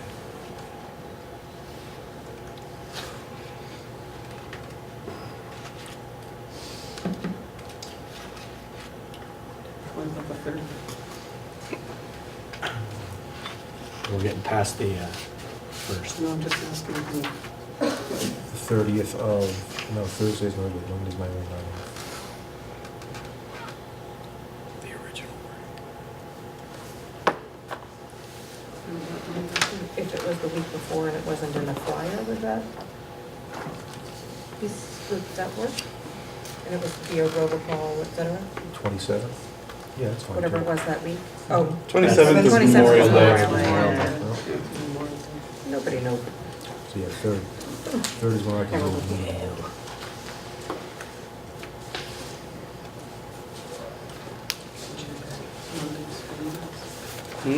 Mondays for meetings? I can make just about any night with enough notice, and those days are all clear enough. The 3rd, you think, would still make the flyer, right? Yes, I think so. Okay, so we could do June 3rd in Wyndham, May 28th in TBD, and June 6th is the meeting that's in the warning that's within the time frame that we're supposed to have as a budget information meeting. But we'll also answer, every question. So Jamaica has their school board meeting on the 28th. So if you wanted to do it before that, at 6 in Jamaica.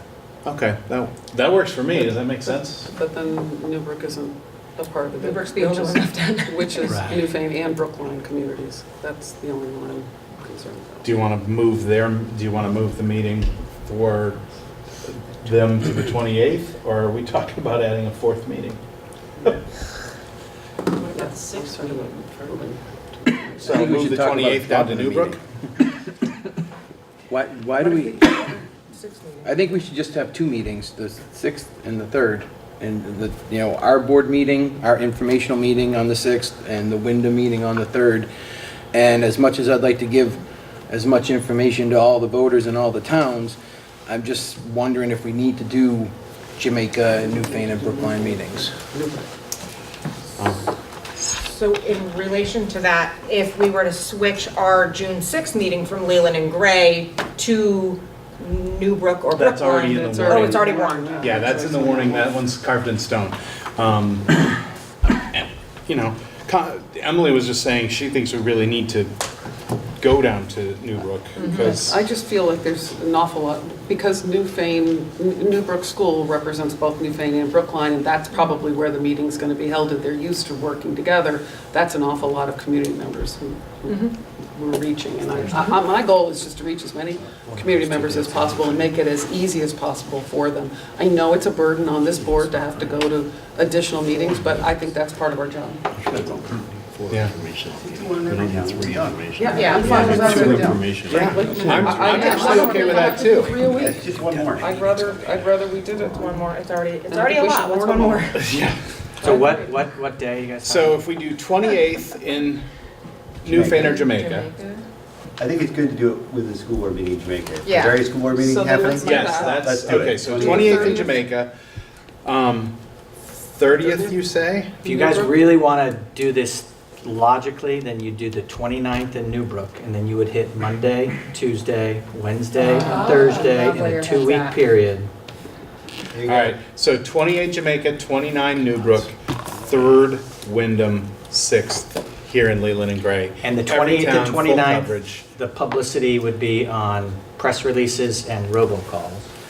And And this- the flyer would be the 3rd and the 6th. Yes. All right. Is that what I'm hearing? I don't see why we have to do I don't see one it at Jamaica Elementary School when we're doing one right across the street. That makes no sense to me. What does that mean?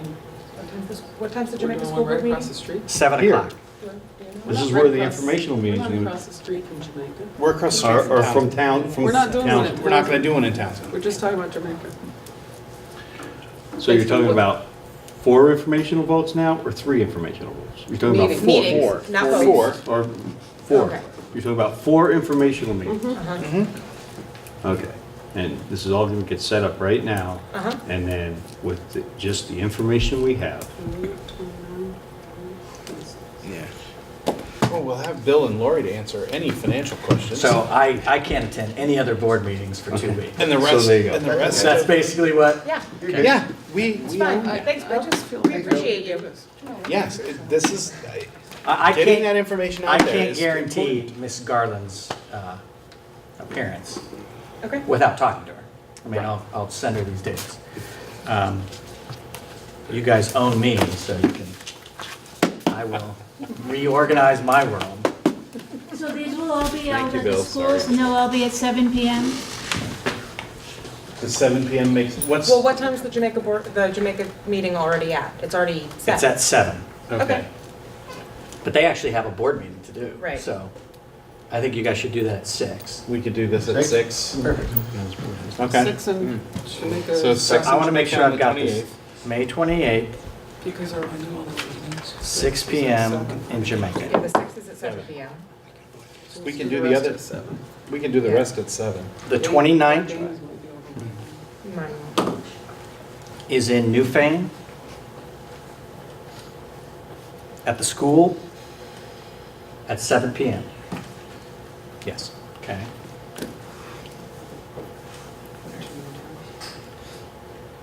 All right, so this is New Brook information. All right, and then the 3rd, Howie, 7 to 9 in Wyndham. Sounds good. All right. Do we Are hold these it all at happening at the schools? 7 to I'm 8:30? assuming? Do we hold it at the Okay. school or do we hold it at the big meeting hall? Howie would know more than me. I would have to look into that, probably the school, I would think. Okay, so we're going to do the 28th in Jamaica from 6 to 7 PM. We're doing May 29th from 7 to 8:30 at New Brook. We're doing June 3rd, 7 to 8:30 in Wyndham at either the school or you'll help me with that, Howie? We have to put that in a flyer. Mhm. I think that we got to do the school. That's Yeah. going to have the most Yeah. opportunity, right? Yeah, the school's easier. All right, so Jamaica School, Newbrook School.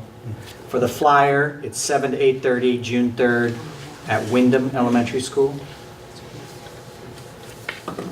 Underneath that middle part right there. Okay, so you add a date to the flyer. The 3rd in Wyndham. And we'll confirm the location tomorrow for you. Okay. Anything else we need to do to change the flyer? I got one. Yes? I was holding on to this one. Where it says our website on the bottom, I'm glad it says that. I want to make sure our website is really easy, like right in the website loads and here's the button, click here for the information. I don't want to have to look for things after they get to the website. Last I looked on it, you couldn't even pull up the policies. And it also says it's sending it to They're right wyndhamcentral.org as opposed to On the West River. the West River The West website, River one. which whatever, but as Yeah, long as that whatever should it be the- is. That should be the West River one, shouldn't it? It's not been updated enough to be reliable. Okay, so we know. You just want to go to the financial information, right? When you send them to the website, where do you want them to go? It says financial and other documents on this. Yeah, it's almost the wrong language because it's like there's not anything specific to this other than just the But the other financials. document, would be the warning itself. Okay. And that's all pretty easily findable on the Wyndham Central? Well, I take. We will make it make a link. findable? I take Lindsay's point very well. Or put like a specific like /financials or, whatever it is. Well, I mean, right, if it's Whatever there that and needs it's to the be. only link there, okay. Okay. So it's the finances and the warning, okay? West River, June 11th, road, okay. Okay. Anything else we want to tweak language? I mean, we had talked about a lot of stuff, and then we've kind of come back around to the invitation piece of this, and yes, Mike? I heard what you said, and I know that this mailer is not going to go out to get in time for some of these meetings, like for the 28th, right? I still think we should put it in the mailer, just because to avoid the whole, like, why didn't you list all these meetings into the mailer? Like, we and maybe with the little asterisk that says, like, we realize this is short notice, but like, like I said, we could take the board member names out, you could just say upcoming info meetings, boom, boom, boom, boom, boom. They're there at least, that, if we're gonna have these meetings, we want people to know about them. I do realize that some of them won't get the mailer in time, but, we don't want people looking back going, well, geez, you had 4 meetings, but you only told us about 2. That's my only concern. Speak to that. Yeah, I was just gonna say, you can't inform people about meetings that, that are already held. That's what we're talking about doing. And I think that's not fair either. So if we're going to mention something in there, it has to be mentioned that I'm just uncomfortable with putting meetings in there that they don't have an option to attend by reading that flyer. Because we know for sure they're not gonna get it in the mail in time. And when we already know that, I don't know how we put that in there. It's misinforming, frankly. All right. People will complain, but let it be. But they're gonna complain if we also post it and say, why didn't you get this I out in the think mail in that's time? a lose-lose thing. Yeah. You're gonna- Yeah, I there's do no too. way to win I don't know that. how to win it. I don't think you can. The only language I could use to sort of temper that a little bit would to say next to informational meetings, and then people can sort of make the illogical conclusion, oh, maybe there were, Or last two. Last two. Final informational meetings. that's about the only way I could Yeah. temper that a little bit. I like that. I was just gonna say, I do think that there are other ways to get information out around those two. I mean, I don't know about publishing in papers or anything, but I do think schools can send home notices. I think we could put warnings in the paper because we need to anyway, right? These are warned meetings because West River Board will have a quorum at these meetings. So, those are other ways to get them out, and it needs to be stated very clearly, these are information meetings for, so I think we should be thinking about, especially those 2 meetings, making an extra effort to get more information out since they won't be in the flyers. I think we should just warn a schedule and have it put also in each It's a town good hall idea too. and on each school. Yep, Yeah. that's a good idea. And I'm not talking about 2 days before. I mean, as soon as possible. No, we'll Yeah. have This we'll is the have it last- done in the morning. Boom. That's We'll what have it done in the One morning. posting. Can we get a robocall to the school families of each town the morning of, a reminder robocall, the morning of, your school local meeting is tonight? I have the access to make that happen, yes. Yes. How much does that cost us? Nothing, that costs nothing. See, these are That's free. the answers I like from you, Bill. It costs All of gonna the need. coffee.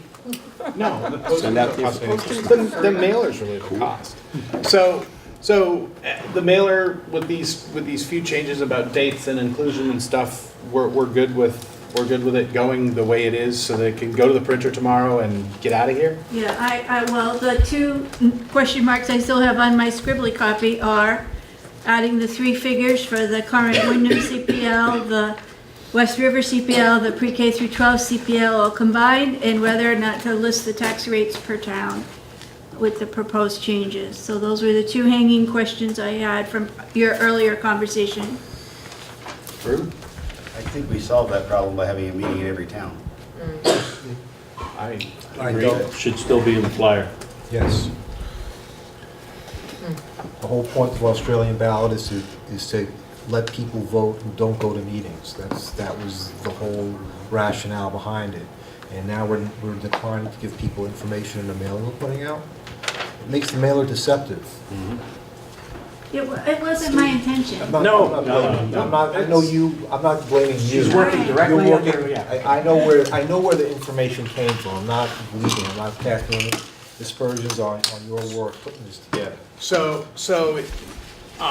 it should, I mean, this is just, I mean, should we do it? Should we put in the current cost per pupil in Wyndham, the current West River Education District cost per pupil, and the new West River Education District cost per pupil, including Wyndham? That would be, you know, whatever Wyndham's is now, the anecdotal was 24, the current West River is 19, and the ultimate, and the combined is 20, and then we would put in the 5-town tax rates. This would affect your tax rate in Newbrook by, or in Newfane by this, and in Brookline by this, and in Townsend, your tax rate would go up a penny, and in Wyndham, your tax rate would go down 30 cents. You know, we can put that's one sentence and 3 bullets that we can probably gain most of the room by pulling out, you know, the signature of the West River board people. You know, take the names out of there, and then just say thank you, West River Ed Board. Right, And well, you might get enough room. I think what I would probably do is shrink this font by 2 points and create a whole 3rd-page panel of financials on the bottom. Okay, but you could, if that was the extent of the financial information, it's a doable flyer, and that includes, you know, the basic financial information that we've covered, right? Mike? Just one thing we could do if we were looking for room is we could remove the part about, you know, as you know, the voters approved the budgets. Like, that's a whole paragraph, or at least a long sentence that we could just say, thank you for approving our recent budgets, and then, you know, just trying to find a way to get more room on the same page with the nice big font. I take your point, and it's well made. My problem with that is because you've done the budget voting thing a few times, I think that people might be confused what they all approved, and that's why I broke it out the way I did, because I actually thought of that. I'm trying to struggle with how to tell people, okay, this budget was approved and then that was approved, but now we're asking you to approve another one. Sort of a process. Come to the meeting and find out. Yeah, if I had my way, it would just be one postcard that just says that. Just tell them the truth. So that's why I was trying to be very specific about all 4 towns approved this budget and the 5th town approved this budget, and now you're all gonna come. I hear what you're saying. So that's why I was trying to be very. I was just struggling with if it needed to be in there or not. It's a suggestion. If you rework it and it's like, yeah, this just isn't going to work, there's a suggested cut. Okay, but I'll circle if that. you can Thank you. take out the, you know, the signature by the board and, you know, shrink the font to point, and it's still readable without glasses, because Right. Now, you know. to your point, I felt that I read the entire State Board of Education's order, all 48 pages of it. I thought it was really interesting. And I felt it was important to state that because of the State Board of Education's order on Act 46 mergers issued on November 28th, 2018, because I felt that told voters this came from beyond, that it wasn't something you all just thought up on a whim. And I felt it was important to include that, so that's why that's in there very specifically. Okay, Linda, you had your hand up, and then, I'm not actually opposed to adding financials, but I do just want to reiterate that it specifically says if you want to have as much financial information as you can digest, click on this, go to wyndhamcentral.org. Well, And there's a whole it is lot. available already. Right. Well, I To mean, if anybody. we just put that little bit of information in there, it's really a tease, because that is not by any means all the financial information, nor is it every scenario played Right. out. So it is kind of a tease compromise, you know, here's some, there's more, right? Okay, well, the bottom line is. Hold on, she Go had ahead. her hand up next. No. No, I'm sorry, okay. Well then, Ken. Okay. Bottom line is, we had one budget, it failed, we took $100,000 out of it, and it passed the second time. Now we're gonna have a third budget vote, and we're gonna add $450,000 to it. That's the bottom line. So we're actually adding another $350,000 to the original vote that did not pass. That's not. But we're also adding another school district, and Right. everyone will kind of understand that. We're Okay, adding just, students and just to be dollars clear, that which come with means, that in these other towns, they're going to have to collect more tax dollars from the towns because Wyndham voted. No, the tax rate goes up by a penny in Townsend and It doesn't change at all in some towns. it doesn't change at all in some towns. Townsend and Jamaica. Well, and then we have another year to work on the budget. Okay, a penny on $100,000 times, 1,000 houses, so bottom line is $350,000.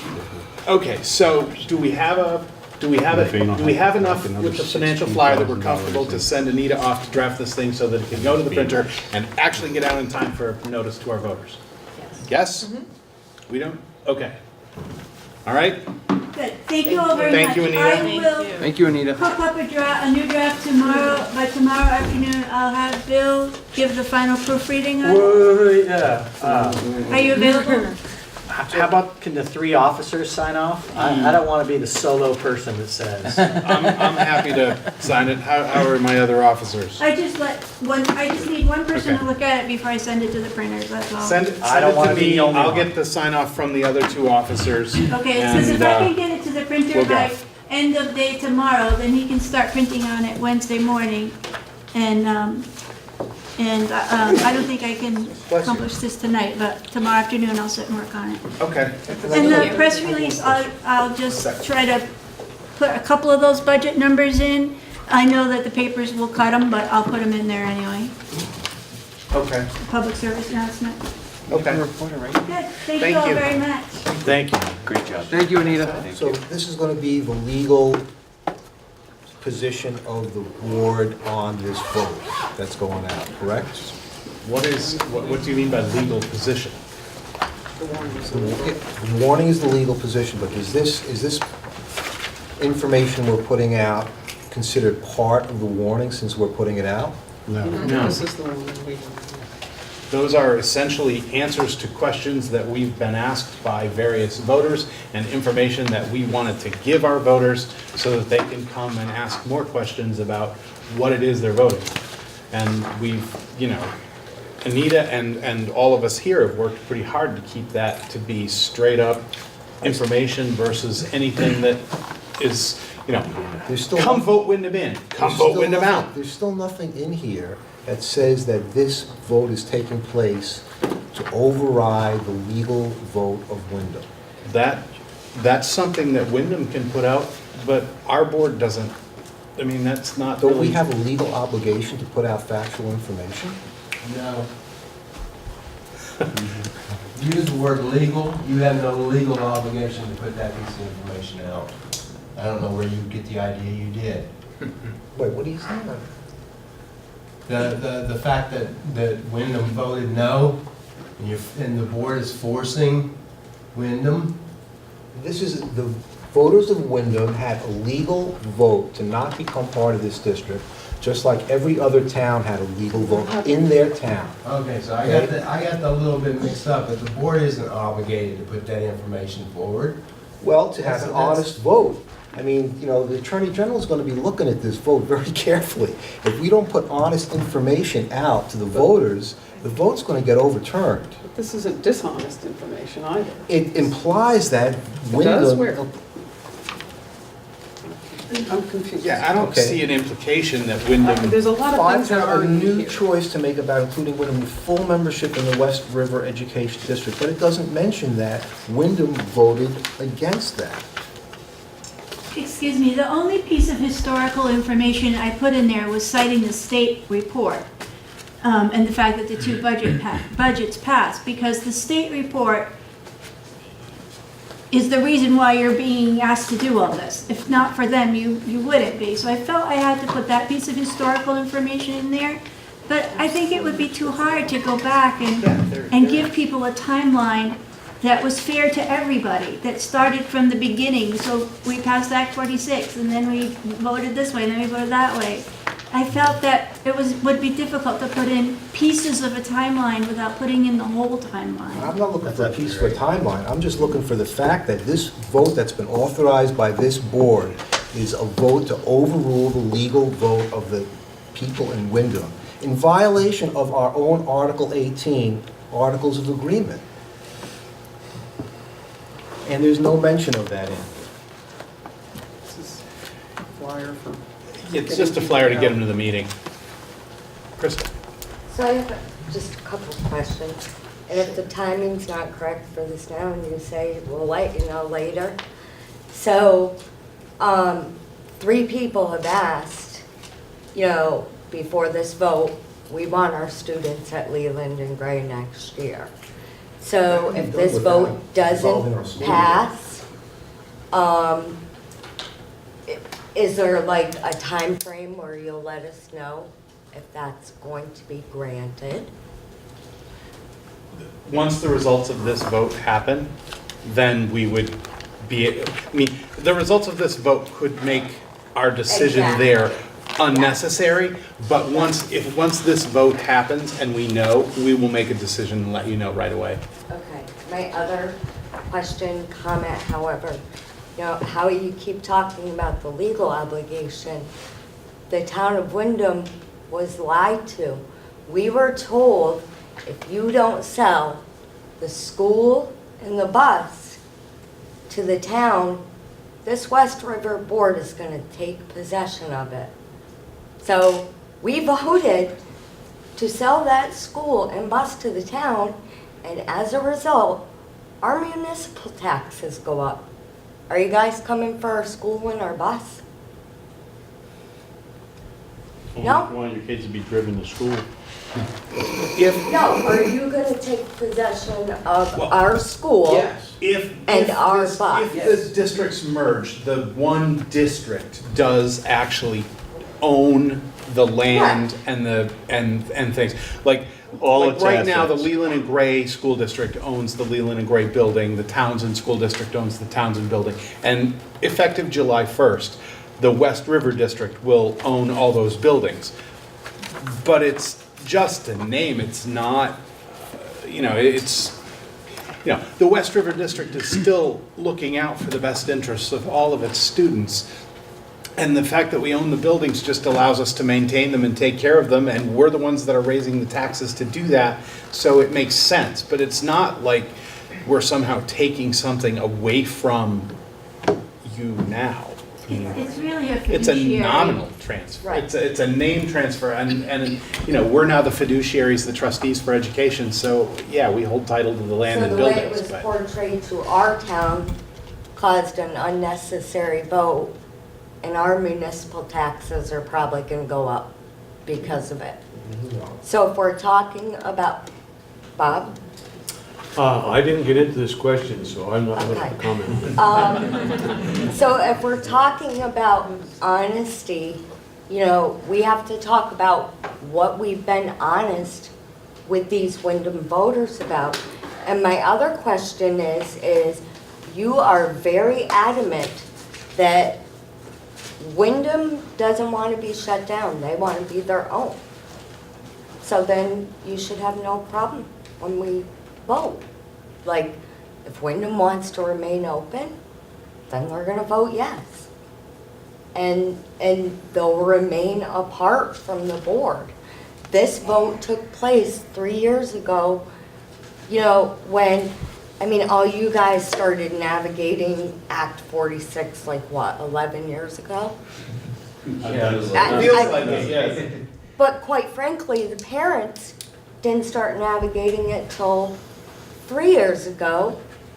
And most of the parents didn't get direct information until 6 months ago. I mean, I can't count the number of times that I've gone to the Wyndham board meeting and Bill was there and I'm like, what does this mean for me and my children? We don't know yet. We don't know yet. That's the same answer every town Right. got. That's the same, we can't answer that question at this point. It's up to what happens with the new board in the future. So you were given the same lack of information that everybody else was, sadly.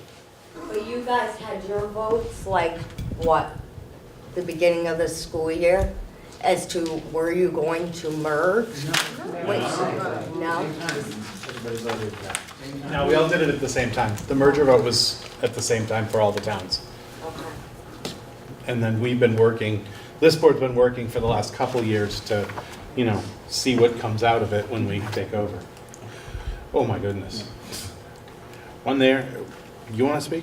I just wanted to clarify I was like, something. one there, one there. If that's okay. Sure, go ahead, clarify, and then I'll go down there. So Crystal, and Howie, correct me if I'm wrong, but you made a statement that if Wyndham votes against merger on June 11th, that will be the end of it. That'll be the answer of the community of Wyndham. Was I hearing that correctly? That if on June 11th, the community of Wyndham votes not to be a part of a pre-K through 12, Right. then that voice would be heard. Was I hearing you correctly? I don't think so. I was Okay. saying if the three of us have asked for our kids. Those three particular ones, great. I Yes. just wanted to double check that. Okay. Thank you.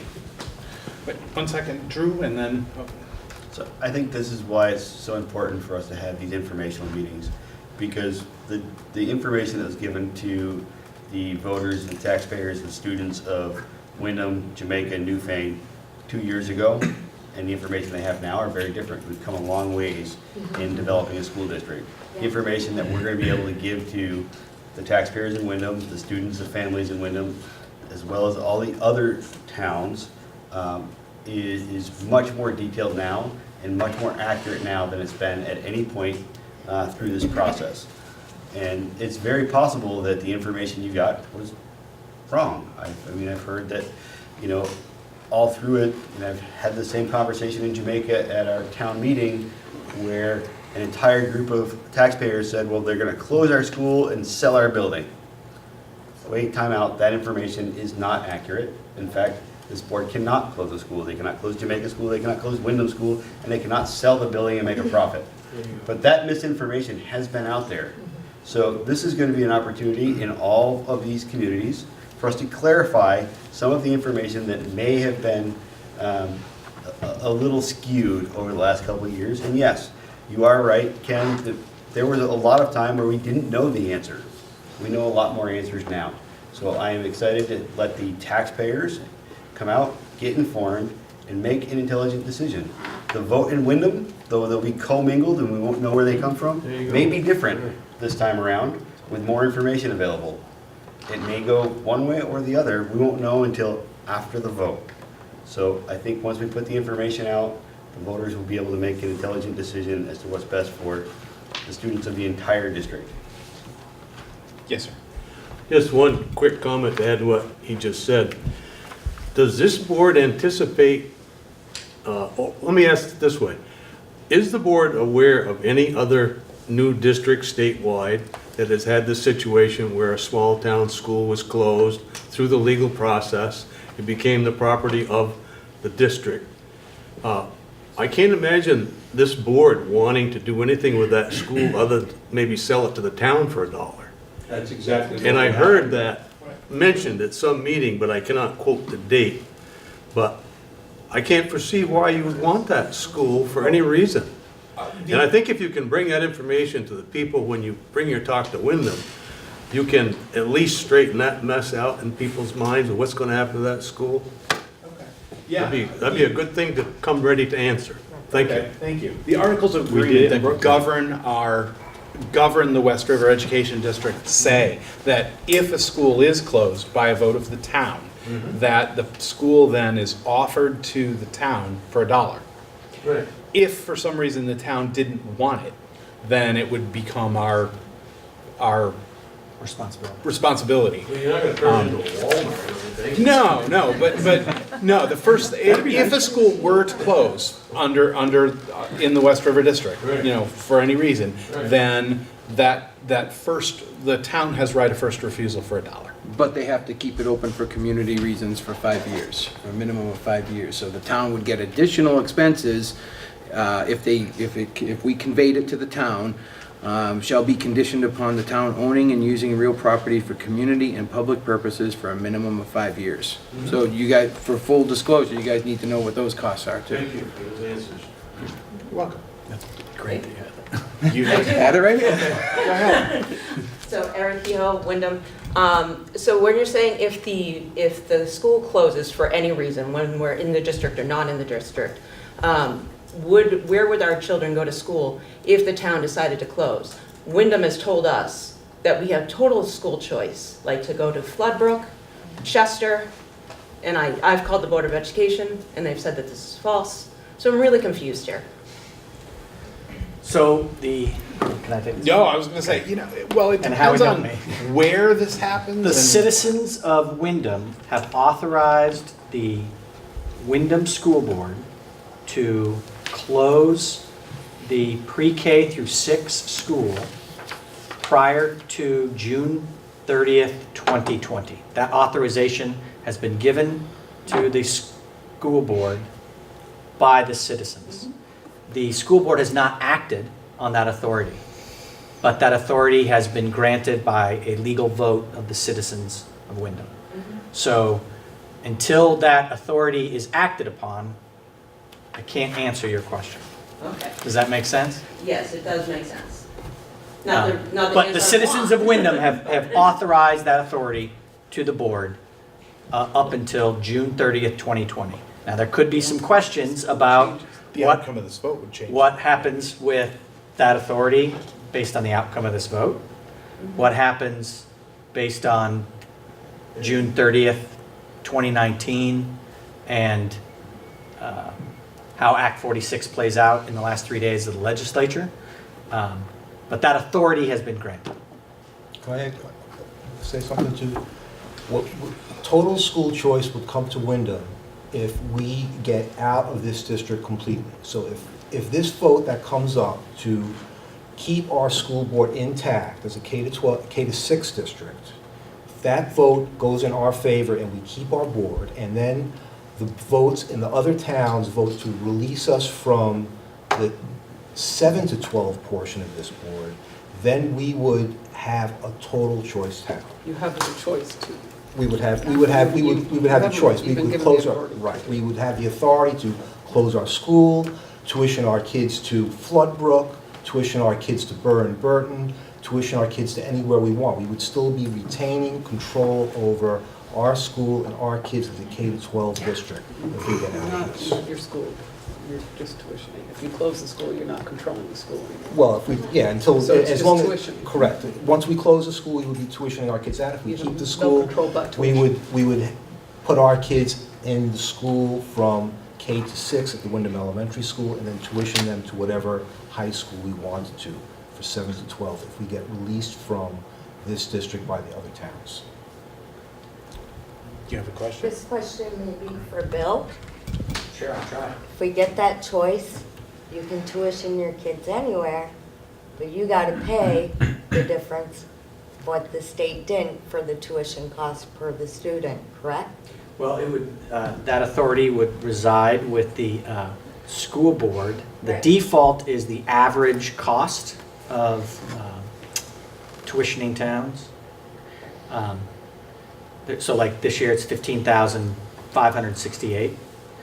All or whatever a public school charges. So it's $15,568 is the default for a non-public school. A public school is whatever the public school has for allowable cost, but it is within the power of the electorate of Wyndham at town meeting or a special meeting to authorize any tuition amount that the electorate deems acceptable. So, yes, kind of. They can even like pick a number, go 1,000 above. You could. I have districts that do that. Right. Could they go below that number? You cannot go Oh, below okay, that yeah. 15,568 unless you sign a deal with a school and Oh, designate alright. that school. That's a different Right. designation, is That's not choice Right. situation. It's a designation. Right. Yes. Okay. Since Anita's gone, we're not editing the flyer anymore. Is there anything else with this? We've got our plan in place. We've got a flyer. We've got a mailer going out. We can move on. We don't have an executive session. There isn't any other business. I got one thing. Oh, I just have a thank you from Christy Beatty who came, and I think Howie, you asked a question, does this cost us anything? And she wanted to clarify that it is all grant funded, but on the town side, the BDCC is in charge of the SEVEDS, the Southern Vermont Educational Strategies Group, and they ask each town at town meeting for contribution of $3 per resident. She didn't know which towns did that or didn't do that, but she wanted to make sure that she clarified that even though it was on the town side, when you talked about how it was funded, part of that funding goes into it. Okay. So, no executive session, no more clarifications. Move to adjourn. Thank you, Ken. All in favor, please say aye. Aye. We're done. Thank you, everyone. I look forward to many more meetings with you all. I know. Quiet.